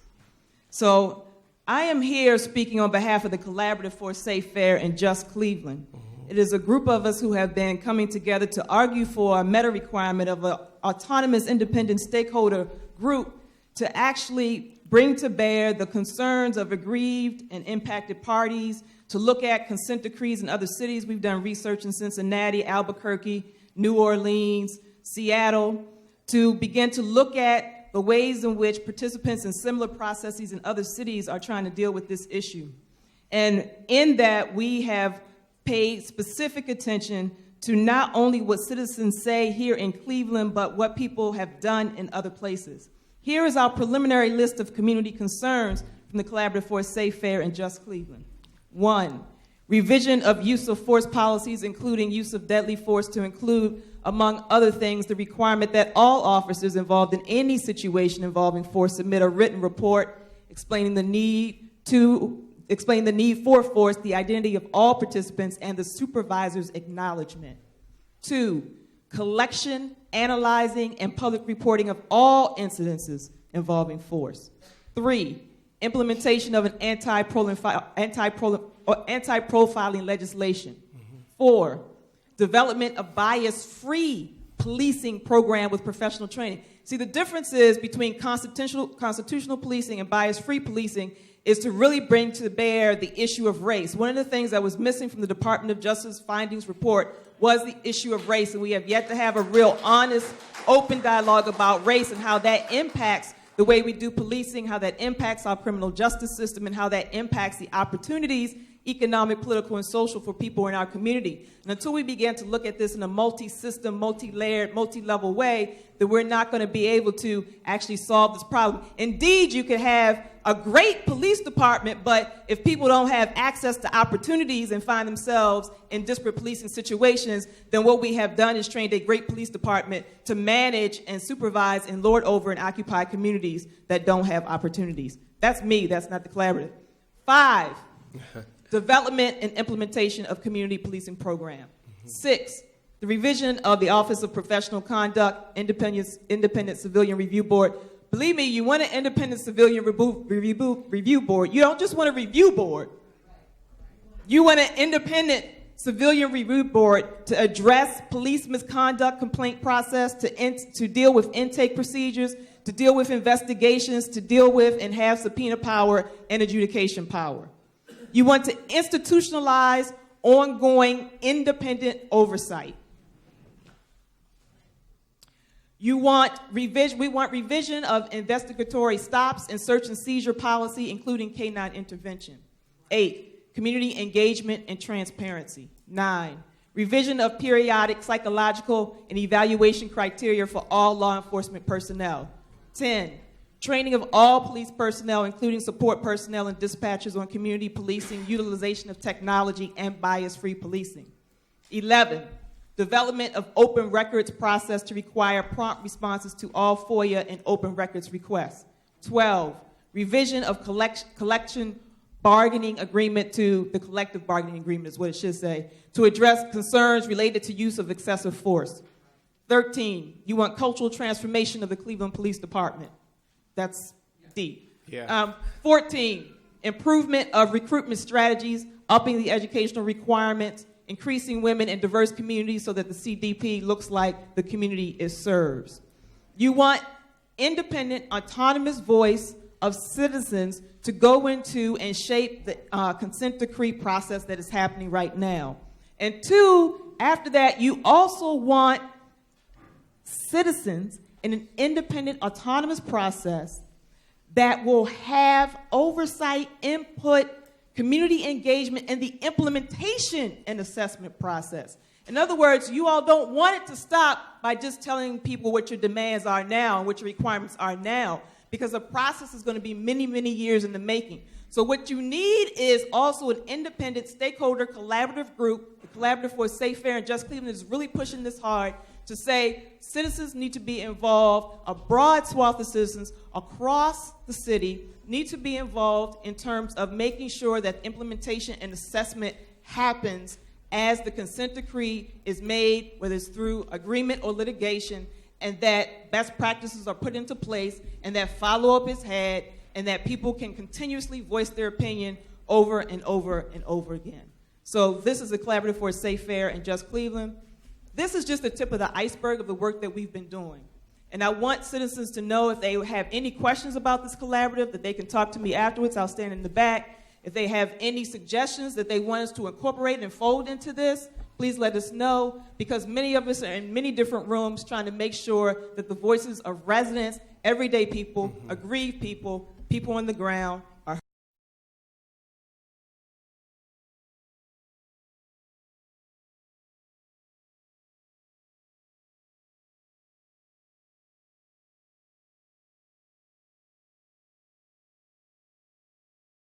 My name is Bernadette Rowland. I've been to a few of the listening tours myself, just to support the citizens of Cleveland. I was born and raised in Cleveland, but left about 15 years ago and moved to Olmsted Falls. I'm here because 2 Cleveland police officers shot and killed my son at his doorstep in Parma 3.5 years ago on July 4th of 2011. The 2 officers crossed the border from Cleveland into Parma. One was off duty and one was on duty. My son was unarmed. They were waiting at his house for him to arrive home, and they shot and killed him. You can read more about it if you really are interested. But anyway, again, he was unarmed. They used excessive force. They used deadly force. They killed him. The officers, of course, were not indicted by a grand jury, of course. Whoever was indicted by a grand jury if you're a police officer. And anyway, I'm just here to show my support, and I told you that I'd come to every meeting until I see justice for my son, Dan Ficker. Thank you, Bernadette. Sorry for your loss. Please. My name is Eric Shimolewski.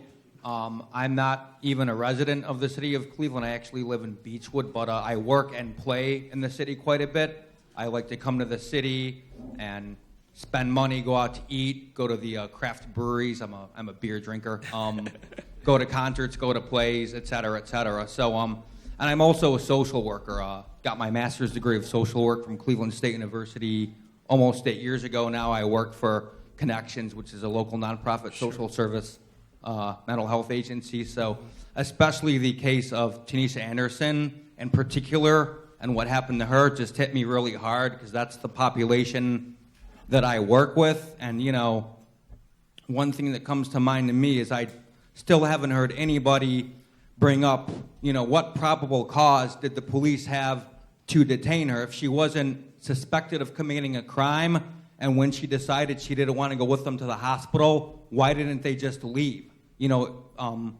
Unless they were detaining her because they were suspecting her of some kind of a crime, they should have just left. One thing that's in our social work code of ethics and, agency policy for where I work is, client right of self-determination. So if a client decides, this isn't what I want for myself, and, they're a free person, they're not, under sanction from the law in any way, they have the right to walk away. Somebody walks into my office for a counseling session with me, 5 minutes later or 5 seconds after they walk into my office for whatever reason, if they decide they want to leave, that's their right. I don't have the right to stop them, just like the police had no right to detain Tanisha Anderson or, end up slamming her onto the ground and murdering her. And I definitely believe it is murder, what happened to her.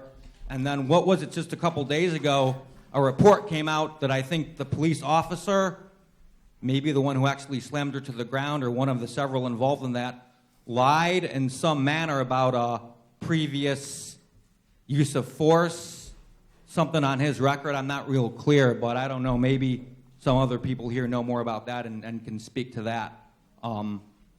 So I think one thing that needs to happen for all police officers is for anybody who's an officer on the force in Cleveland to have mandatory training on how to work with individuals with mental illnesses so that what happened with Tanisha Anderson can be avoided in the future, because that's just completely unacceptable and there's no excuse for that. And, until that happens, if a client of mine is ever having a crisis in some manner and I think, maybe they need to be hospitalized or whatever, I would think twice about calling 911, or if I did, I would insist to the dispatcher, you send an ambulance, but do not send the police, because I don't trust them. I don't trust that they're going to do the right thing to help the situation and de-escalate whatever tension is happening. There's just no trust, and it goes down to cases like that, or what happened to Tamir Rice, to simple things like I can't tell you how many times over the past 10 years when I've driven up and down, and I've noticed this for whatever reason, Chester Avenue in particular, I see police just running red lights. They go to the intersection, they put their flashers on, they go through the intersection, they turn it off, or they don't come to a complete stop, they put on their lights well before they get through the intersection and go through the light. And, it's light traffic or no traffic per se, so they're not doing anything unsafe, I would think, or putting anybody at risk. But if I were to do that, treat a traffic light, a red light like a four-way stop, a cop sees me, I'm getting a ticket. Right. So why are they above the law in that regard? Thank And you. any of the rest of us does that, we get a ticket. Thank so you. I think a good thing might be to do is have some kind of a device in the cars of all police officers. Every time they turn on their flashers, it's logged, and then they have to justify that in a report on a weekly or monthly basis, whoever, to the supervisors. At this time and on this date, why did you turn on your flashers? What was your cause for that? Thank you for your So, comment. it's just from the little things Sure. like not respecting the traffic signal all the way up to what happened to Tanisha Anderson or Tamir Rice. This is why the public, we just don't have any faith or trust in police officers wanting to follow the laws that the rest of us as citizens are expected to uphold. We all share your outrage about what happened to Tanisha Anderson. We're ready to conclude this. Councilman Simperman chairs our health committee. The health committee and the safety committee is going to be having further hearings around training, particularly for vulnerable populations. I'd love for you to exchange information. We'd love to invite you to come and speak. We need to get to the next speaker. Thank you so much.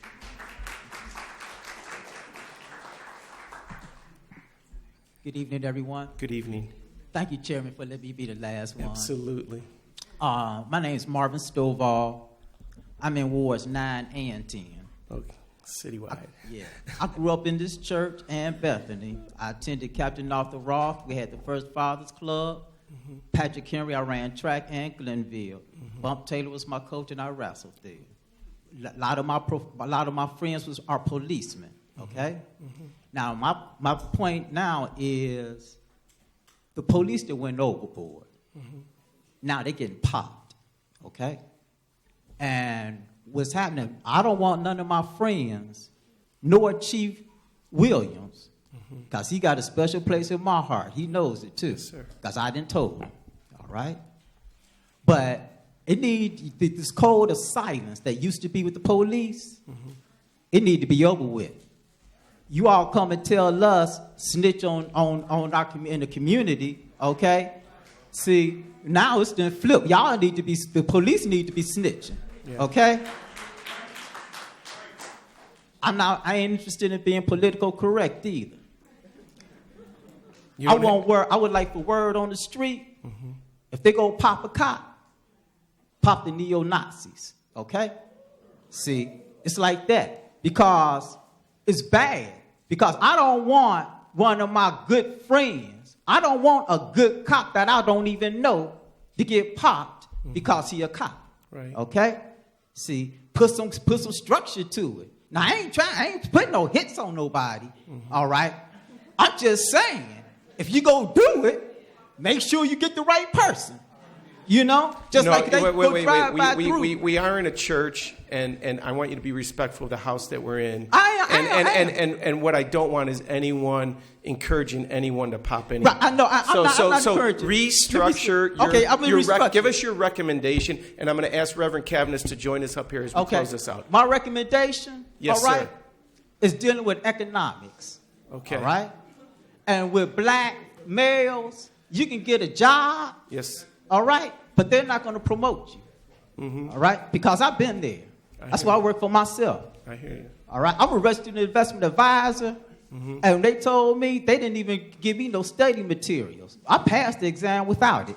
Okay, see, at the same time, I'm a deacon in this church. I got ordained as a deacon here, but I still play basketball with the dope boys, the dope girls. All right, I speak to them. Okay. All right. And at the same time, it's a generation now out here of black males.